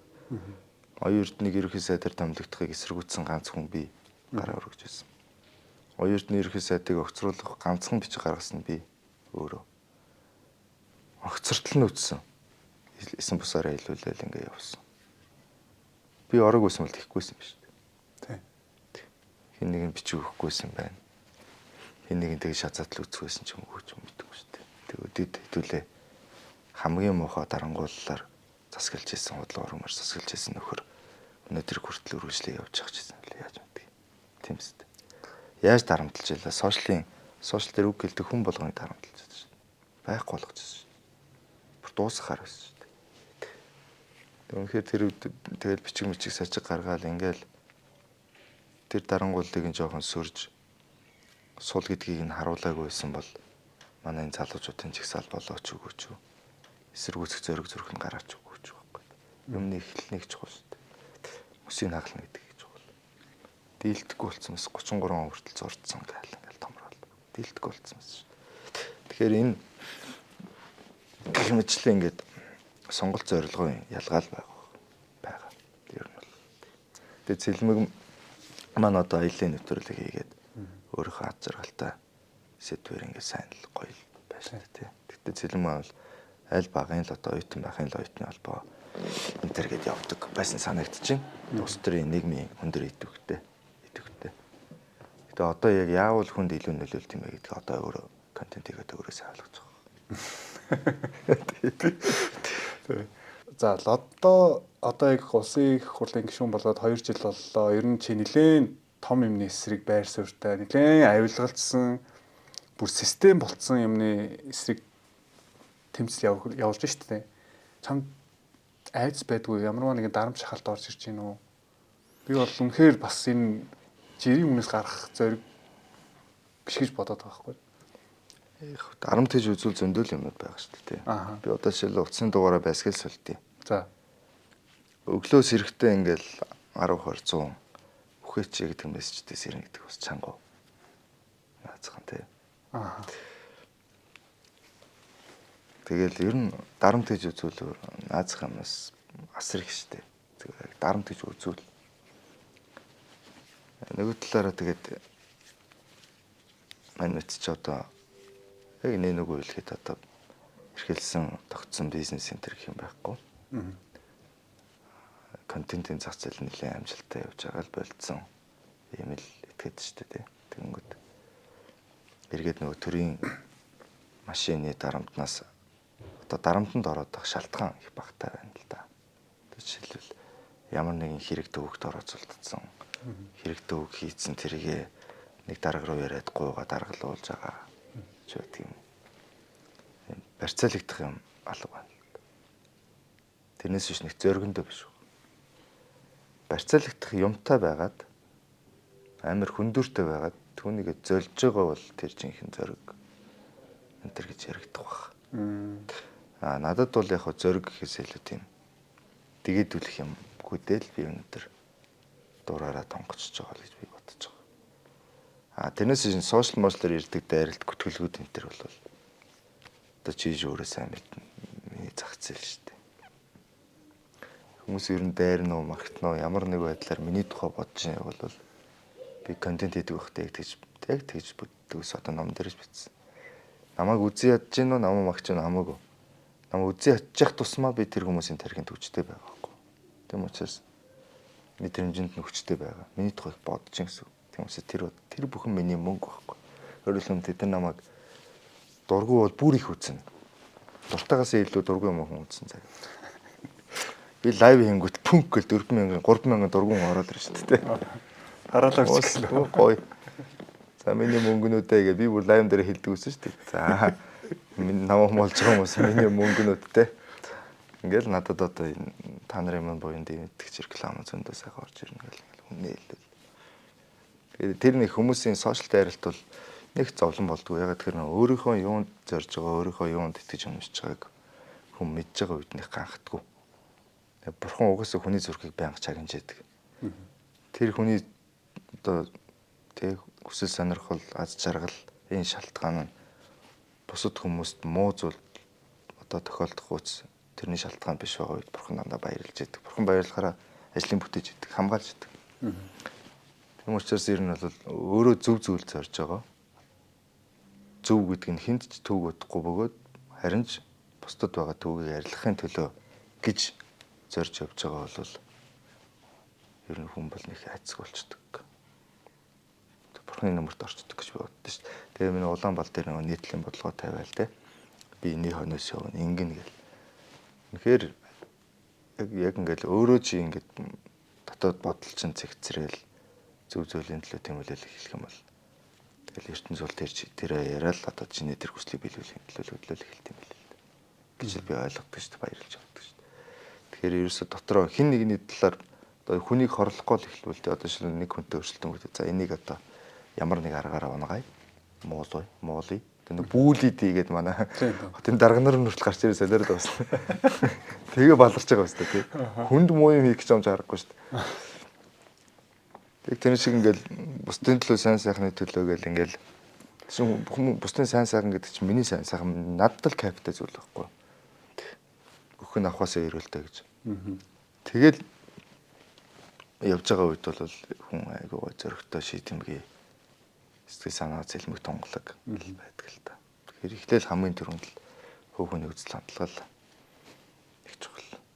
Тэгэх юм бол болчихно л гэсэн үг. Ер нь би ингэмээр байна. Энийг л хийчүүл ингэндээ хүмүүс ингэндээ гэдэг. Миний зорилго дотор хүмүүсийн сайн сайхан багтчихвэл тэгэл юу ч торох Чи хүмүүсийг хэрсүү болгоё гэсэн шүү дээ. Одоо бид энэ улсыг нэг урагшны явуулъя. Урагшны явуулахын тулд яах ёстой юм бэ? Арчилсан ус болгоё. Хүн ам холуулаа болцгоё. Тэ? Дэлхийн нүүдэлчид нэгддэг бай.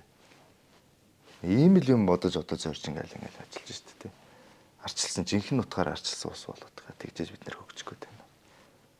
Тэгээ бид дэлхийгээс энэ нүүдэлчин Монгол Чингисийн Монгол гэдгээр ондоошх юм байна. Бид нарт ингээд давтагдчихгүй өв соёлууд байна. Энийгээ сайн хадгалъя. Энийгээ бүр нандингийн 100 жил явах учраас тэгээд улсаа арчилсан ус болгоо. За ингээд бид нарт бол цэнгэлийн манлаа төрөх боломж байна л гэж. За энэний тулд бид нэр тэг болоод байгаа системээс гарья гэл. Энэ дотор миний бодож байгаа юм дотор ямар буруу бодол байхгүй шүү дээ. Чи би одоо ингээд орж ирэнгүүтээ би ч гэдэг манай үеийнхэн одоо Бямбсрын цэнгүүн бид эднийг орж ирэнгүүтээ за эндээс л амьдралаа босгоод авах юм шүү. Тэ. За эндээс л нэг ингээд хомслаа. Энэ 2 жилийн хугацаанд бид гурваслаа тийм ширхэгч үйлдэл гарахгүй. Энэ чи юу гэсэн үг вэ? Цаашдаа гарахгүй гэсэн үг. Энэ үе солигдны чинь нэг хэлээд байгаа. Сэтгэлгээний үе солигдны чинь. Өсгийн үлэнгөө өмчөр өнгөтэй өссөн залуучууд байхгүй. Тэм учраас бид нэр бол нэг тийм яг ингээ өвчнөд суудсан юм. Чи өвтцэн мал гарч ирсэн үү? Тийм.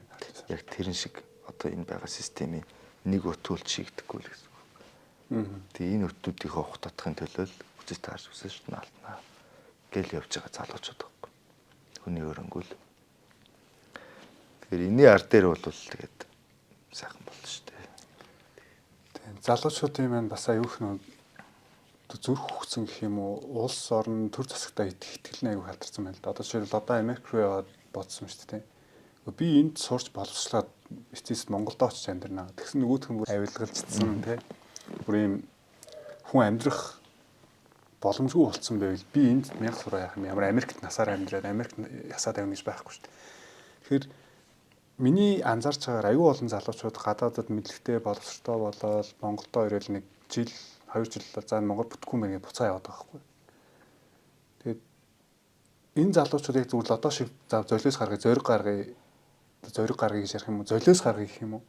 Үгүй би Монголда заавал хийж бүтээнэ гэдэг араага зугаа суух хэрэгтэй юм уу? Би одоо Зунжангаал такси барьлаа. Тэгээд таксинд явж байгаа дийлэн хүмүүс одоо надад өө золбоо мөн үү? Солонгос руу яаж гарах уу гэдэг л асуулт хамгийн их тавьж байна. Яаж Солонгос руу гарах вэ? Энд Монголд амьдрах ямарч боломжгүй болчиход байгааг нь илэрэл байгаа юм л да. Авж байгаа цалин наад зах нь хамгийн наад захын сөр хэрэгцээ буюу хоол хүнс амьдрах байрны зардалд хүрэхгүй бол тэр яаж тэр цалин болж хөрөх юм бэ? Наад зах юм байхгүй. Одоо үний өсөлт мэсэлч ингээд дэлб татж штэ инфляц дэлб татж штэ. Энд чинь нэг удаагийн буруу шийдвэрээс биш нөгөө нэг өнөөдөр хүртэл явж ирсэн буруугаа ч чинь богширсаар байгаа дэлб татж штэ. Дэлб татж. Одооны инфляцаас нь сэргийлээд инфляц нь Монгол банкныхаа бодлогыг даваад ингээд илүү гарчиж байгаа. Тэгэхээр чи нөгөө нэг банкуд чинь Монгол банкнда мөнгө хадгалдаг байхгүй. Тэр хүүн өндөр байлгаж зах зээлд нийлүүлэх мөнгөний хэмжээг Монгол банк, Төв банк нь хянжаадаг, багасгаж идэг. Зах зээл нөгөө нэгж батан бараа бүтээгдэхүүн дээр нэмэгдэх мөнгөний хэмжээ нэмэгдэхээр үн өсөлт эхэлдэг байхгүй нөө эрэлт нийлүүлжүүлэх зах зээл гэдэг байна. Тэнгүүд нөгөө Төв банк чинь бодлогын үгээ жоохон нэмдэг байхгүй. Нэмээд 12% төрөгцсөн байсан чинь инфляц нь 13 хүрчээр чинь нөгөө бодит хүү гэдэг юм чи хасах руугаа яваад орчин. Өөрөөр хэлбэл би тэнд мөнгө хадгалах авж байгаа хүү маань мөнгөнийх нь төгрөгнийх нь одоо худалдаа авах чадвар нь 12%, 13% буурчаар ямар ч нэмэргүй болчихж байгаа байхгүй. Өөрөөр хэлбэл ямар ч үн цэнэгүүгээр тэнд хадгалуулаад байгаа. Үнэгүй хадгалуулаад. Тэрний оронд валют авчихъя. Тэгээ валют аваад эхэлж байгаа. Тэгээ валют аваад эхлэнгүүт яаж юм нэхэр долларын ханш өсөд. Долларын ханш өссөнгүүт яах вэ гэхээр үнийн өсөлт. Бид нар чинь 90% бараа бүтээгдэхүүн хүнсээ гаднаас авдаг. Ингээл валютын ханш нь бас инфляц үнийн өсөлт болж байгаа. Бид нар юм буруу юм руу нэгд бүр эргэлтэн бүр ингэ цикл рүү ороод 40 жил болсон. Тэгээ энийг буруу гэж боддоггүй хүмүүс засаглаад яваад байгаа байхгүй. Тэгээ тэрэнд нь итгээд сонгоод байгаа. Ерөөсөн бүх шийдэл л шүү дээ. Одоо өстой яавал зүгээрээ гэл хүн болгоилж шүү дээ. Жишээлбэл ингээд за гадагшаа явах уу зүхтаах уу гэл хүмүүс ярьж шүү дээ. Ер нь гарч л ажиллая. Эсвэл гадаад байгаа монголчууд яаж ин Монголыг би яаж оролцох вэ? Иргэн тойрныхоо бүх хүмүүсийг гэр бүлийнхээ ядаж 5 хүнийг сонгол өгүүлээ солиодох өөрчлөлт гээл явуул. Жишээлбэл гэр бүлийнхээ 5 хүнд нөлөөлж чадахгүй тэгэхэд яаж улс оронд хэрэг болох вэ? Энэ олон сая хүнтэй Монголд яаж хэрэг болох? Хамгийн наазах нь дэрэгдээ байгаа хүмүүстээ нөлөөлж чадчих чи монголчуудад нөлөөлж чадна шүү дээ. Тийм биз дээ. Одоо ямар ч манай эмээ өвөөс улаан арт юм. Бүтггүйгээ бодж ивэл тэгээ бусд нь бүтэхгүй шүү дээ. Тэг бусд нь ч гэсэн тэг хэрэгтэй шүү дээ тэгвэл. Бүтггүй хаашаа суух. Тэг чи өөрөө ягаад тэр эмээ өвөө ардын авах ёстой бүтггүйгээд үйлдэл хийхээс татгалзаад хальшираад байж бусдыг ягаад үйлдэл хийгээд дайраад байгаа юм бэ? Бусд нь ч гэсэн чамтай адилхан бас тийм хэрэгтэй шүү дээ. Эмээ өвөөгөө хайрлах, эмээ өвөөсөө айх хэрэгтэй шүү дээ. Гэдэг ч юм. Тэгэхээр яаж би энэ улс орноо сайхан болох? Хамгийн наацх эндээс л эхэлнэ. Сонгуулаар ингээд за энэ намайг одоо энийг нэг өөрчлөгийг хэлээд өгөөч гэхээр манай инфлюенсерүүд чинь тэд гэж суу штэ.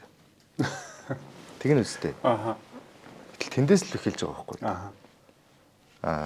24 онд бол одоо намайг бол үнэхээр сайн дэмжсэн. Манай сэтгүүлч нар манай одоо сошиал медиад идэвхтэй байдаг хүмүүс зүр сэтгэлээрээ дэмжсэн. Тэрнийхэн ч одоо хариу бий сайн барьж байгаа гэж бодож байгаа. Бодсныхан дагуу л ажиллаж байгаа гэж бодож байгаа. Гэтэ энэ хангалттай биш. Одоо 27-8 оны сонгуул болох гэж байна. Зүгээр өөрчлөлт үггээд эргэн тойрны хүмүүсийг бүгднгийн зүгээр яг өөрчлөлтөнд л уриалцгаа л та. Байрын сольчих л та. За ингээд нэг нуруу жоохон тэнийг алхам руу орно шүү ядаж. Энэ улсны 30% авилгалаа бууруулчихад дороо хөгжиж явж шүү. Би бол яг бүдэг баадаг бол яг тэгжил анзаарсан.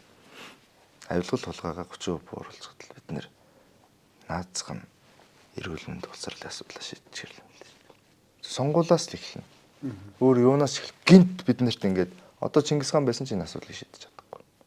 Чингис хаан байсан ч бензин олж ирч чадахгүй, тог татаж чадахгүй. Чингис хаан бараг стресстэй шүү. Ойрлох бах үсээ зулгаагаад. Эний чинь би яах ёстой юм бэ? Тэгэн шүү дээ. Ойлгохгүй юм чи. Тэгээ ямар ч мундаг баатар гарч юу ч хийдэггүй. Одоо монголчууд бид нэр дор дороо яг бодох ёстой цаг байсан баг. Хаана алдаа гаргацсан? Хин гаргасан? Яасан? Яавал өөрчлөгдөв. Одоо сайн бод. Бид нар бүгдээрээ очиж бензин авах гэж очирлж байна. Энэ хэвээр байж боломгүй юм болж байгаа байхгүй. Тэгээ юунаас болцсон ингэ. Дөнгөж саяхны нэг шийдвэрсэн мөхгүй шүү дээ. Өнөөдрийг хүртэл бид нэр энэ 10 20 жилийн сонголтыг үр дүнгээ шууд ойлгох хэрэгтэй. Тэгвэл авилгад итгэгдсэн. Гадны орн, гадны нөлөөнд бүрэн автцсан. Зориуд зарж явдаг ийм эрх мэдэлтнүүд донд л бид нэр ингэж зовж явж байгаа юм байна шүү дээ. Гэдгийг ухамсарлаасаа л гэж үз. Яг үүндээ би одоо энэ түмэн болон ууртай байгаа айгу баяртай байгаа. Уурлахтаа харин сайн бодосоо л гэж боддог. Юунаас болов хинээс болов. Бидний зүгээр айгүй харамсаж байгаа зүйл юу вэ гэхээр монголчууд хүн ам цөөхүүлээ шүү дээ. Одоо яг Улаанбаатар хотод хэд хавцаа хүн амьдарч юм бэ? Нэг сая гаруй хүн амьдарч байгаа хэрэг. Сая 500. Тийм, сая 500 хүн амьдарч байгаа. Бараг 2 сая хүрч байгаа шүү. Тэгээ хамгийн харамсалтай санагдаж байгаа юу гэхээр зөндөө олон монголчууд маань одоо гадаадаар тархаж амьдарч байна. Солонгос гэхэд л одоо яг бараг 60 70 мянган монголчууд амьдарч байна. Тэгээ Япон, Америк, за тэгээ Европын орнууд гэл. Тэгээд энэ амьдарч байгаа хүмүүсийн одоо нэг хоёр дахь үеийг бий болж гарч ирээд байгаа байхгүй. Одоо манай ээжний үе, ихний үеэсдээ 90-ад онд явж исэн. За тэгээ 2000-ад он, 2010, 2020 он гэл. Тэгээд энэ залуучууд маань дийлэнх нь тухайн улсынхаа иргэншлийг авч амьдраад байгаа байхгүй. Иргэншлээ аваад амьдрангууд Монгол улсынхаа иргэншлээс заавал хасагдах хэрэгтэй байдаг тийм. Монгол улс чинь тийм. Хэрвээ өөр улсын иргэншил сонгох гэж байгаа бол Монгол улсынхаа иргэншлээс хасагдаа гэж ярьдаг тийм. За окей. Би тэр улсад амьдрна гээд за тухайн үед өөрөө ч шийдвэр гаргаагүй эцэгийнх нь тэр үеийг хүүхдийг тийм болгочихжээ тийм. Иргэншлийн солиод өгчөж. Тэгээ нөгөө хүүхд нь том болоод Монгол эмэгтэйтэй суучлаа. Хоёр монгол хүн сууж байгаа шүү дээ өгнөл. Тэгсэн голоос нь нэг монгол хүүхд гараад ирлээ. Тэр хүүхдийн иргэншлийн солонгос болж таарна угаасаа. Тэр хүүхд нь солонгост амьдраад тэгэхээр ингээд монгол хүн нэг нэгээрээ л байхгүй болоод байгаа. Тэр улс үндэстэнд уусаад байхгүй болчих чинь. Гэх мэтчлэн одоо өчнөө олон монголчууд маань ингээд яг монгол гэсэн тэр одоо цусаа монгол хүн гэдэг тэр одоо иргэншил нэгсэн ингээд уусаа байхгүй болж байна. Одоо барыг мэдхгүй худалч хүн тэр хүн сая үржиж ш магадгүй. Дэлхийн нийтээр наавдаг юм бол тэгэх юм бол Монгол өнөөдөр барыг 4-5 сая хүн амтаа болцсон ч байх юм болов. энийг зүгээр яг үнэхээр тухайн хүнийг судалж үзээд те үнэхээр ээж наав нөгөө нэмээ яг Монгол хүн байвал Монгол улсынхаа иргэжлийн зөвшөөрөх тийм хууль баталж болдго юм уу зүгээр би асууж байгаа шүү. Энэ зүгээр миний аягүй харамсалтай санагдав. Энэ санаачлаг явж байгаа хаа. Тийм үү? Явжсэн санагдаж байна тийм. За. Ер нь бол энэ давхар мэргэжлийн асуудлыг бас ярихгүй бол үнэхээр нэг ганц солонгос гэлтгүй одоо Европын орнууд байна тий. Швед, Австриас хавлал тэгэл одоо энэ Америк нэгдсэн улс байна. 3 дахь үеийн хүмүүс бий болцсон тий. Эхнээсээ эн чин бизнес мэснсэн тэлээ тэмдэж ингээд явж байна. Оюутан залуучуудын зөндөө юмд. Тэгээ нэгэнд энэ бодиттой асуудал үүсцээ. Тийм учраас энийг шийдэх ёстой гэдэг энэ засгийн газар өглөө өмнөх засгийн газар, Зандан шатрын засгийн газрын үед өглөө их санаачлага явж ирсэн. Энэ явах ах уу ер нь яванд. Хамгийн санаа зовж байгаа юм бол одоо байгаа хүмүүсийн хаана амьдарч байгаас үл шалтгаалаад иргэншлийн асуудлаас илүүтэй эндээ гоё амьдардаг нөхцөл байдлыг л одоо хийх юм төлөө. Тийм ус болмоор шүү дээ. Зөв эндээ ялгаагүй боловсрол эзэмшдэг, эндээ ялгаагүй эрүүл мэндийн үйлчлэгээ авч чаддаг. Эндээ өвчлөхгүйгээр амьдардаг. Ийм усад амьдмаар шүү дээ. Одоо Солонгост ингээд өчнөө гоё. Одоо сая Солонгост ингээд би залуучуудтай уулзалт хийхдээ Солонгос залуучууд гэж чинь залуучууд ер нь буцаж очих болов яах бол та нар юу гэж бодож байна гэдэг ингээд асууж илээ. Бид Бямсурын зингүүн одоо Шинжир манайс ингээд очиж Солонгос залуучуудтай уулзаж. Ер нь яагаад их орносоо дайж идэг гэж бодож байна гэсэн. Би их энгийн шалтгаантай дөөд гэсэн. Очиж метрото гоё иргэнтэй өрөнд хөршин найрсаг. Тэгээ тогтоо цэвэрхэн газар амьдарч үзмээр юм чи бас үзмээр л байгаа шүү дээ. Тэрний нүүдэл байгаа.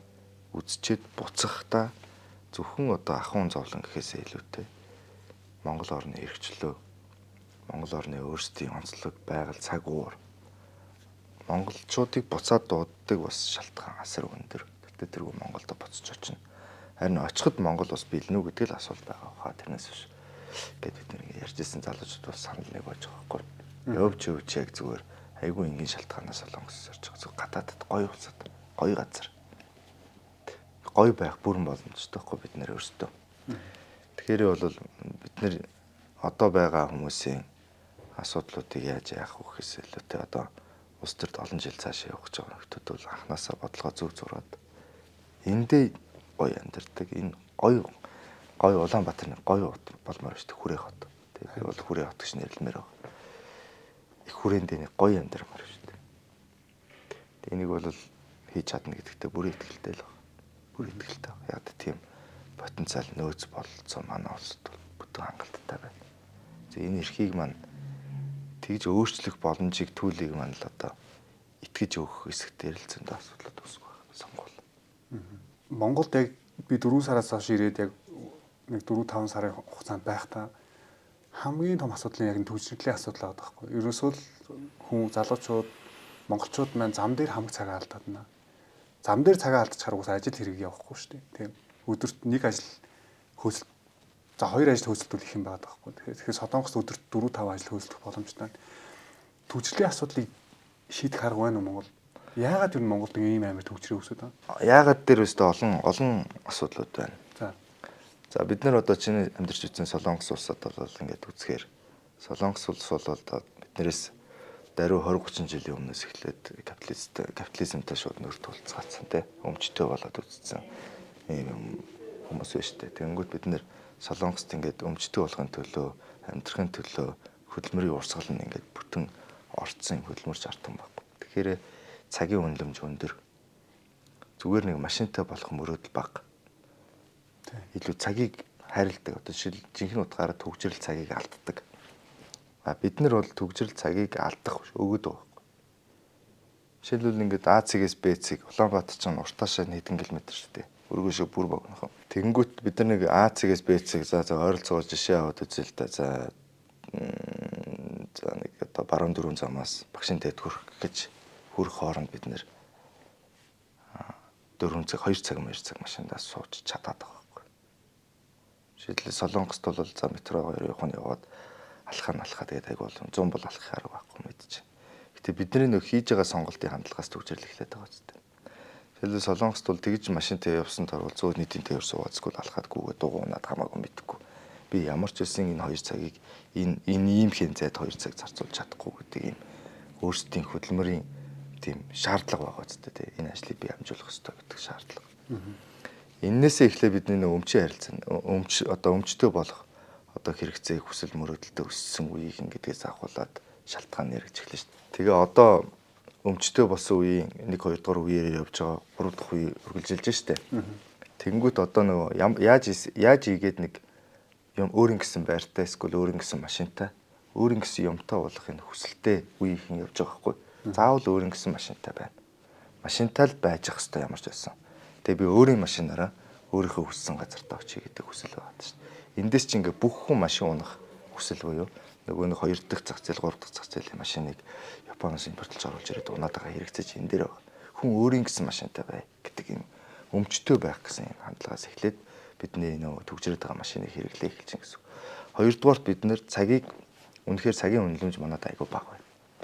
Энэ чинь нөгөө эргээд нөхцөлөө зах зээлтэй чинь холбоотой. Манад үнэхээр ингээд ажил хөдөлмөр эхлээд ингээд явахгүйгээр амьдрах ямарч боломжгүй юм бид нарт ийм чөлөөлөгдсөн юм хааж алга. Бид нэр ерөөсө капитализм руу ерөөсө ороогүй байгаа гэсэн үг. Тэгээ энэ шалтгаантай гэсэн үг. Тэгээ энэтэй ийм учраас бид нэр зүгээр одоо хэдэн цаг чамаагүй яаж игээд зүгээр ингээ өөрийнхөө машинтаа тэгээд ингээл энэ машинаараа л амьдралаа залгуулна ингээл явж байгаа өөрөөсөө ажил юм байна. Би болгоол ингээл явж байгаа. Яг зүгээр төрийн талаас аваад үзээд энэ дэд бүтцийг шийдэх ёстой, нийгмийн ашиг тустай бүтээн байгуулалтуудыг хийх ёстой. Төрийн талаас аваад үзэх юм бол бид нар нийтийн төвөд зам харилцаа, бүр хамгийн наазах нь хамгийн суур шалтгаан газар болголт. Хот төлөвлөлт байхгүй бид нарт. Нэгдүгээр хотоо буруу төлөвлөсөн. 400 мянган хүн амтай анх төлөвлөсөн хотын зурган дээр одоо 2 сая л амьдарч байгаа. Тэгээ ингээд төлөвлөх газар болголтод нөл авилга учраас ямар ч зам харилцаа, ямар ч систем бүр тэр хэтэл ус шугам холоо таг цахилгаанаач бид нар шийдэж чадаагүй. Одоо тэрийг юм аргалсаар л явж байгаа. Тэгэхгүй бид нар ундны усаа цэвэр бохирын хүртэл асуудалтай тулаад энэ олон байшин барилгууд чинь усны асуудалтай тулна, тогны асуудалтай тулаад эхэлцээ зарлалтанд орж байгаа. Ингээд зохион байгуулалт байхгүй учраас зам харилцаа муутай. Зам харилцаа муутай учраас нийтийн тээвэр хүртээмж муутай. Нийтийн тээвэр нь цагаар явдаггүй. Нийтийн тээвэр нэгдүгээр игнээс сул гэж байгаа суллах ямар ч боломжгүй тэр орцгаарц одоогийн зохион байгуулалтаас эхлээд боломжгүй. Тэгэхээр бид нар бол үнэхээр төвчрлийн гарч шийдлэх юм бол тэгээд дээр нь хотын төвдөө бүх үйлчлэгээ төвлөрсөн. Бүх үйлдвэрлэлийн үйлчлэгээ шүү. Төрийн үйлчлэгээ, хувийн үйлдвэрлэлийн үйлчлэгээ бүх үйлдвэрүүд нь хүртэл барилгын материалынхаа үйлдвэр хүртэл хотын төвдөө байж штэ. Бүх юм нь хотын төвдөө. Тэгэхээр бүх хөдөлгөөн дотгошож эхэлж байна гэсэн. Энэ бүхэн чинь төвчрлийн ерөөсө бүх шалтгаан багтдаг. Тэгээд дээр нь хотын төвөөр зогсоол өнгөө. Хаанч зогсоод болчдөг. Ер нь ингээ явгооны зам руу ингээ гараа зогсчихно.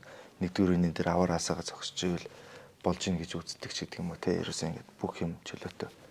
Одоо хувийн байгууллагууд нь жоохон төлбөртэй зогсоол хийж байна. Тэгээд төлбөртэй зогсоол хийнгүүт төлбөр төлөхгүй аргыг олоод зогсчдөг ч гэдэг юм уу те. Давхалтаж гардаг. Тийм давхаж гардаг. Тэгээ эргээд торгодог, торгуулаа төлдөг. Торгуул төлөх гингүү сонгол болонгод нэг дараа нь гарч ирээд өршөөчдөг. Нэг нам нь гарч ирээд өршөөчдөг. Сая төгрөгийн торгуулаа өршөөлөгцсөн хүн чинь баярлалаа нэцтэй тийм. Ингээл нэг юм тамийн тоогооны үлгэр дотор явж байна. Хоёул одоо амьдарч үзчихсэн Солонгос нийтлэг би одоо Америк энд зөндөл амьдарч үзлээ. Амьдарч үзэж байгаа газараа үзье. Даунтаун хотын төвөөр нь тийм зогсоол хөтөлзээ өсгөж байхгүй шүү дээ. За зогсоол байвал амар өндөр үнэтэй. Тийм. Амар өндөр үнэтэй. 15 мянгаас эхлээл үнэ нэмэгдээд явждаг. Тийм тэгээд нийтийн тээвэр сонголт ариун. Метро байна, автобус байна. За дулаахан хотод бол дугуй мууган замууд скутер ингээд битүү хүртээмж айгуу сайтай. Тэнгүүд хүн чинь өөрийн хөрөнгөтэй явбал яг манайхан шиг одоо энэ хотын төвөхийн нэг офисын шууд доошоо ороод тавих эсвэл яг дэрэгдэн тавих боломж тун хавар шүү дээ. Жишээл Америкт бол бараг л боломжгүй дээ. Нийтийн тээврэл яг чи тэр А цэгээс яг Б цэгдийнхаа төв дээр нь яг Б цэг дээр очие гэвэл ер нь хувийн машинтайгаа очино гэдэг бол тэр томчлол хэцүү. Тэгэхээр хаа нэг ойрхон зайтай газар авч тавьдаг ч юм уу машинтайгаа явж байгаа. Манад бол өсөд тус өссөн газараа яг зорьсон газараа очих боломжтой. Тэгээ зогсоол үнэгүй байхыг шаарддаг. Тэгээ зогсоолтой байхыг шаарддаг. Нөгөө талаас тэр хүмүүсийн буруу шаарахгүй байхгүй. Сонгох нийтийн тээвэр байхгүй. Өөр бусад сонголтууд нь байхгүй. Нийтийн тээвэр байгаа тоххгүй. Тэ? Тэгээ хүүтэн хүртээмж багтай. Тэгээ машинтайгаа адилхан төгжирч байна. Тэгэхээр чинь хүмүүстэй баахан хүмүүстэй чихэлдэж хөлөрч төгжирж исэн дорвол өөрийнхөө машинтай кондишнтэй төгжрөө явжсэн. Илүү сонголт байгаа. Тэгэхээр нийтийн тээврийн сүлжээг сайжруулах хэрэгтэй. Нийтийн тээврийн сонголтыг зөрөгтэйгээр шийдэх хэрэгтэй.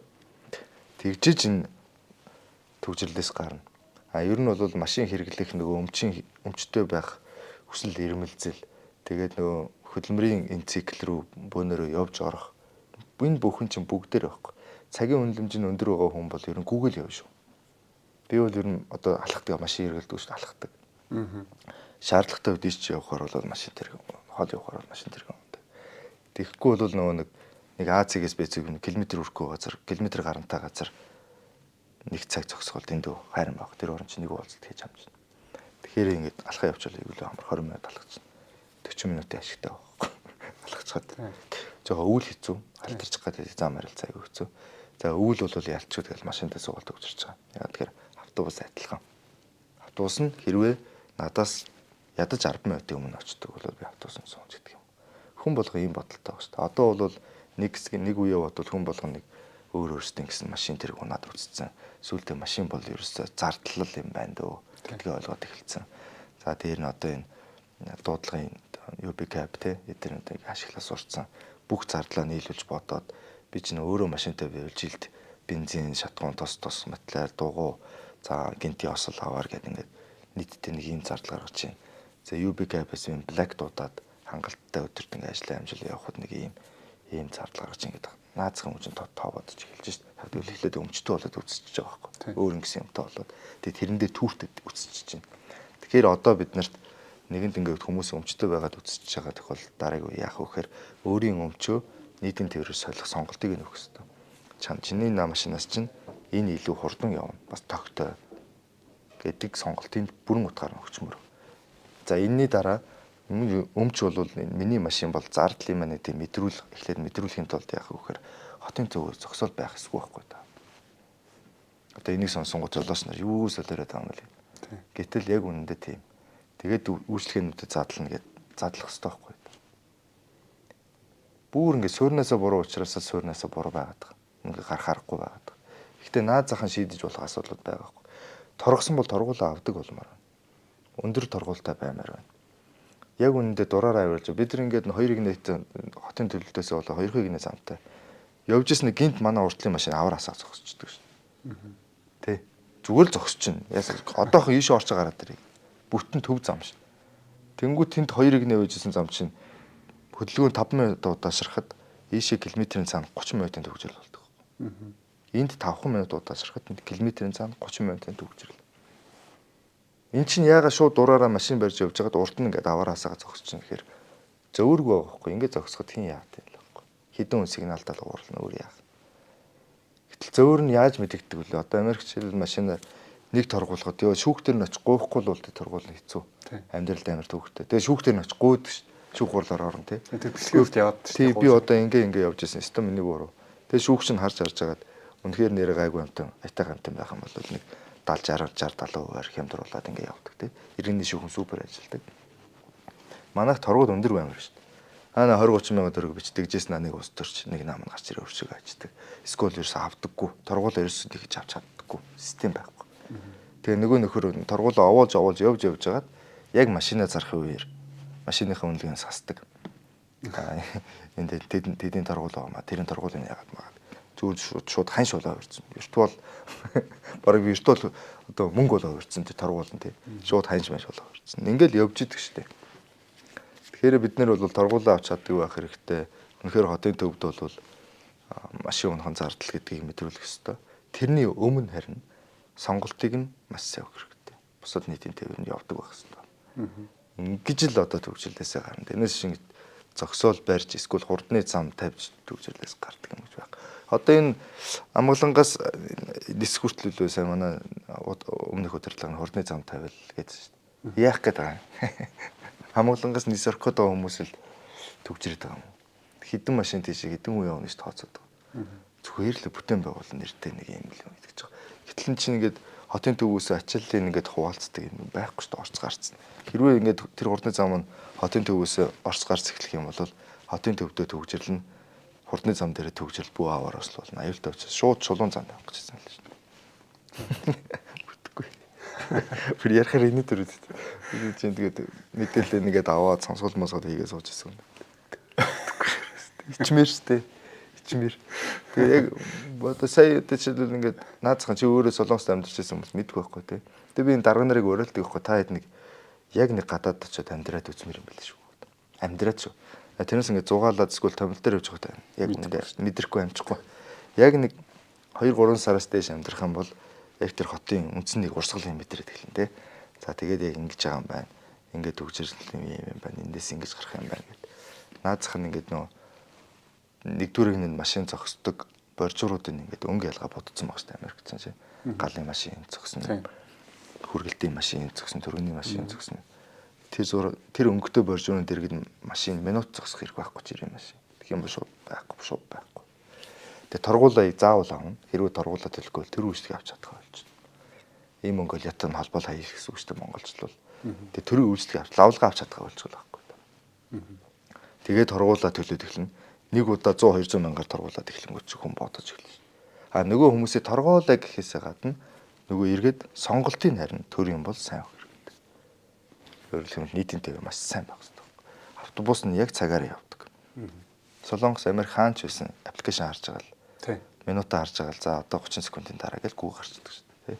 Автобус нэг ирж идэг харагдчих гоё. Тэгээд эдмэт хаана хийцээ очих нь айгүй тодорхой ойлгомжтой тийм метрото.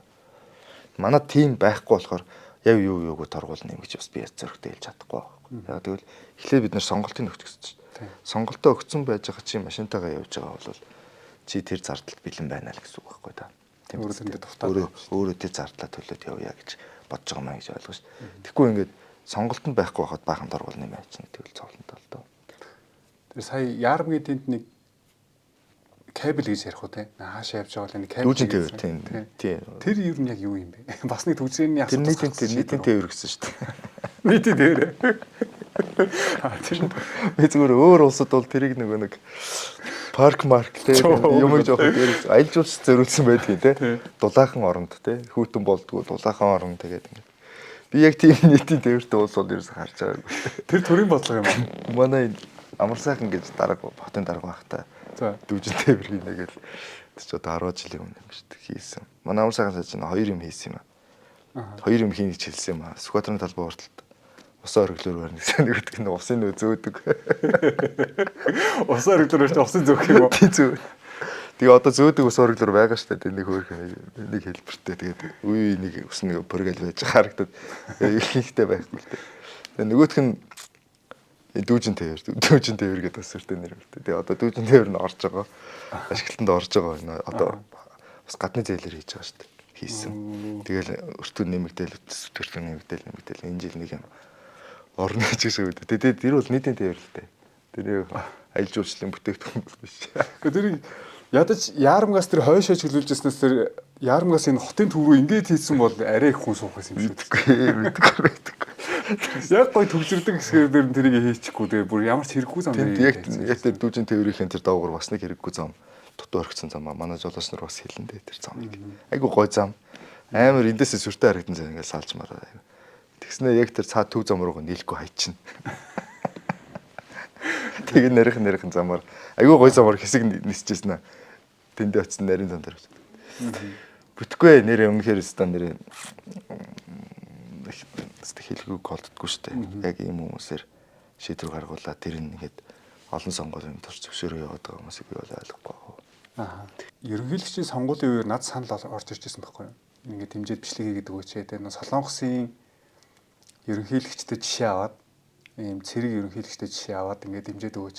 Тэдэн сая төгрөгөө өгөөд над санал орж ирсэн. Тэр бид тийг би мөнгө аваад тийм өвөөг нэг улс төр эсвэл тийм худлаа бараа зарах юм тийм нүгээс голоосоо дургу. Гэхдээ яг би өөрөө энэ хүн үнэхээр зөв юм хийж байгаа гэх юм бол би тэр хүнийг дэмжинэ. Гэхдээ яг чамайг дэмжих үе жоохон зоригдчихсан. Ер нь бол наадмын чинь би бол айгу эсрэг барьс өртөө байдаг. Одоо манай зарим репрутээс ахуулаад ингээд улс төр дуулдаг юм болдгоо эсвэл бол сонгуульд оролцдог юм шүү дээ. Тэргүүрээ какраад байдаг шүү дээ. Тийм. Тэр бол өстой асар буруу юм байна шүү дээ. Бид нэр аль чадхаараа улс төрчиж явах хэрэгтэй байхгүй. Одоо жишээлбэл ингээд тэрнээс чинь болоод ингээд улс төрлөө улс төрийн намууд руу хүнд үзэл бодлого хүн гэж байдаггүй байхгүй да. Бүр ингээд үзэл санаа бүр ингээд үзэл өөр гэсэн үзэл бодлого хүн гэж байхгүй. Үзэл санаа тогтоод ихтгэл үнэмшилтэй хүмүүс байдаг гэсэн дараагийн асуудал те. Итгэл үнэмшилтэй хүмүүс яагаад итгэл үнэмшил байгаа л бол тэр итгэл үнэмшил, тэр үзэл бодол, тэр үзэл санааг дагсан улс төрийн уралдаан бол зайлшгүй байхгүй. Тэгээ өөрөө амьдарч байгаа орчин тэр улс төрийн шийдвэр гаргалт, улс төрийн уралдааны үр дүн байгаад байгаа ийм цаг үе байдаг.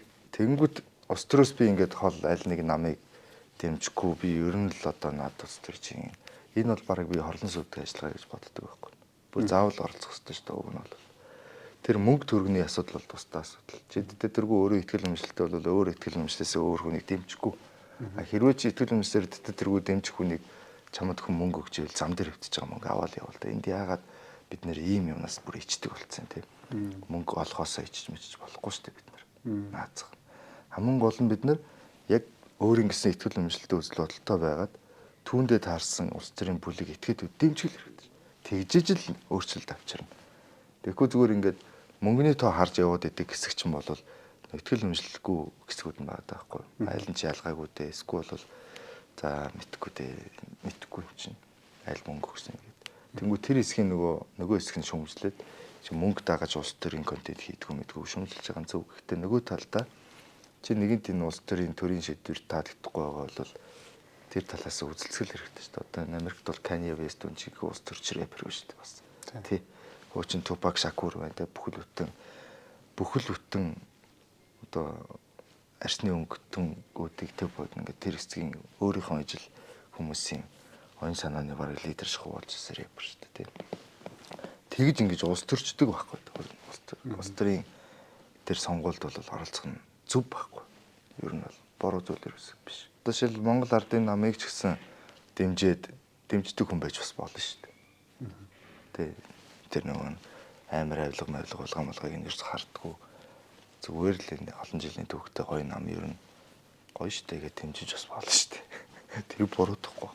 Яг түүнтэй адилхан юу ч байсан ямар ч байсан оролцдог байх хэвээр. Тэрнээс ингээд хол авч суuna гэдэг бол хорлон сүтг ажиллагаа байхгүй. Улс төрд би улс төрийн контент хийхгүй, сонгуулийн контент хийхгүй гинэ гэдэг чинь айгүй олон залуучуудыг чи сонгол Монголоор яах гэдэг юм бэ гэдэг архиулж яах гэсэн үг шүү дээ. Тэгээ ард дээр нь дөнгөж сонгуулийнхаа маргаашнаас эхлээд эсвэл жилийн дараанаас эхлээд тэмцээ сүглээ эсвэл өөрөө ингээл төрөө хараагаал дуулаад тань гэдэг бол зүгээр л айгүй тэнэг хүмүүс юм. Тэгж л байгаа байхгүй. Биш өөрөөсөө сонгоо гаргаад ирсэн шүү дээ. Одоо шил сая тийм л тохиол болсон шүү дээ. 24 оны сонгуулиар гаргаж ирчээд хэдэн сарын дараа жигсэж байгаа үстэй. Сошиалар буу юм болж байгаа үстэй. Гэтэ яг гаргаж ирээгүйнүүд нь жигсэж байгаа л да ойлгомжтой. Гэхдээ л гаргаж ирэхгүй байхын тулд ажиллах л байсан байхгүй да. Тийм. Дайрцгаах байсан шүү дээ. Тэр сонгуульд ирээгүй 20% залуучуудын 10% нэрээ саналаа өгчөд болцгол байсан. Бүгдээрээ гадаад байгаагүй шүү. Бүгдээрээ хаягийн асуудалтай биш шүү. Зүгээр заалаа л гэж байгаа залуучууд маш их байгаа шүү. Тэр заалаа гэхэл болчихъя л гэдэг. Тэгээ одоо сонгуулийн хуулиудад олон өөрчлөлт орно. Одоо манай Баярмаа гишүүн шижир мэжэргээ манай намын гишүүд энэ сонгуулийн зовлон мэддэг учраас хаягны асуудал байна тий хаана байгаа асуудал хамаарат өгдөг гэдэг тэр их эрсдэлтэй. Нөгөө талаар энэ мөнгөний сонгуулийг бас бойл юм байна тэгээд ингээд олон өөрчлөлтүүдийг бид нар бас яриалах гой санаачлууд гарсан намайг шүдээс гарч байгаа. Яг үзэж байгаа үзэгчдэд л одоо яах уу? Тэгээ яг яах уу гэдэг асуултанд нэг гоё толгойд нь ён гэдэл нэг. Одоо би бол чамаар дамжуулаад хүмүүст юу гэж зөвлөх вэ гэхээр одоо сонгуул 1 2 3 аягээл 2 бүх барилдаа сонгуул заяа. За.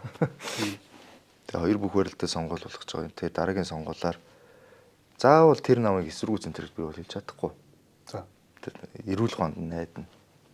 Өнөөдрийг хүртэл за арчсан парламентаас хойш яг айл нам засагласан тэр намын үүхт баг. Тэ? Би судалцгаа зүгээр. Тэгээ өнөөдөр байж байгаа зарыг харж яадаг лээ. Тэгээд өөр сонголт хий. Тэднэрээс л өөр сонголт хийж чаддаг. Тийм үстэй. Тэр нь л бөөнөр уриалаад гүйчил та. Монголчин залуучуудын орно шүү дээ. Тэгэл та. Нийт Монгол улсын иргэдийн 60% 45 хүртэлх насны залуучууд байна шүү дээ. Залуу хүний чинь залуу үеийн юу тодорхойлдог? Тэр их ирч хүчин. Тэр өөрийнх нь итгэл үнэмшил тодорхойлно шүү дээ. Залуу. Тэгээ залуучууд яагаад юм? Тэ? Өлөг усан сонголтын дотор нэгээд би залуу штэ гэж гутраа яваад байгаа. Тийм үст. Тийм учраас залуучууд би одоо ингэж үзэж байгаа бүхэнд л одоо ингэж хоёр сонгуул болно. Зүгээр эргүүлэл үзүүлчих. Энэ залуучуудын орон гэдэг л үзүүлээд гэлтэй. Тэрний төлөө л явчих л та. Зүгээр би заавал тэр энэ нам гэхгүй. Ямар ч үсэн өнөөдрийг хүртэл болохгүй гэдгээ ойлгуулсан намын нүг бусдыг нь сонголтоо. Тийм шүү дээ. Тэр намыг болчилж тэ одоо болчул та тэд нар тэг сүлжээгээрээ ороод иргэлтэй. Тэдний тэр мөнгөтэй амар том авилгын мөнгө, нөөцний мөнгө, төсвийн мөнгөтэй сүлжээтэй байлдаж залуучууд эсрэг гараад байлдаж л да. Тэгэхдээ заавал тэр энэ намыг сонгох гэж би хэлэхгүй. Зүгээр тэрийг битгий гаргаж ирэлтэй. Тэгээ болчих гээд шүү дээ. Тэр гарч Тэгэх юм бол энэ авилгын систем чинь нурам. Тэгэх юм бол хүсэж байгаа хариуцлага тооцолтууд чинь явна. Тэгээ авилга байхгүй ингээд ажилласан хүмүүс нь томилогдоо гараад ирнэ. Ажил хийхин хүслэн байгаа шүү дээ. Энэ олон жил тэдэрт дарагдаад ажил хийж чадахгүй байгаа залуучуудын төрд шийдвэр гаргах гад зөв шийдвэр гаргах гад дарагдаа явж байгаа залуучууд чинь тэрийг хэрэгжүүлэх төвс байгаа шүү дээ. Гарч ирэл зөв гэр цэвэрлж байгаа юм шиг явчих шүү дээ. Тийм учраас энэ сонголтын төлөө л явчих. Намайг сонгох гэхгүй. Бид нарыг сонгох гэхгүй. Тэд нарыг битгий сонгохооч яадаг байхгүй. Тэд нарыг сонгохгүй байхын төлөө яваач гэж байна. Энэ чинь хамгийн зөв арга байгаа байхгүй. Тэрнээс заавал бид нарыг заавал бид нар л хийн нэтэр гээгүй шүү дээ. Тэд нар хийхгүй маа гэдэг нь ойлгомжтой бол тэдрийг унгахын төлөө явуулдаг. Аль салбарт төлөвшөрөгдсөн залуучууд ингээд битүү шүү дээ 45 хүртэлх насныхан. Дүүрэн биш энэ улсыг нэг өөр болгох чигээ гадаад татаадаг.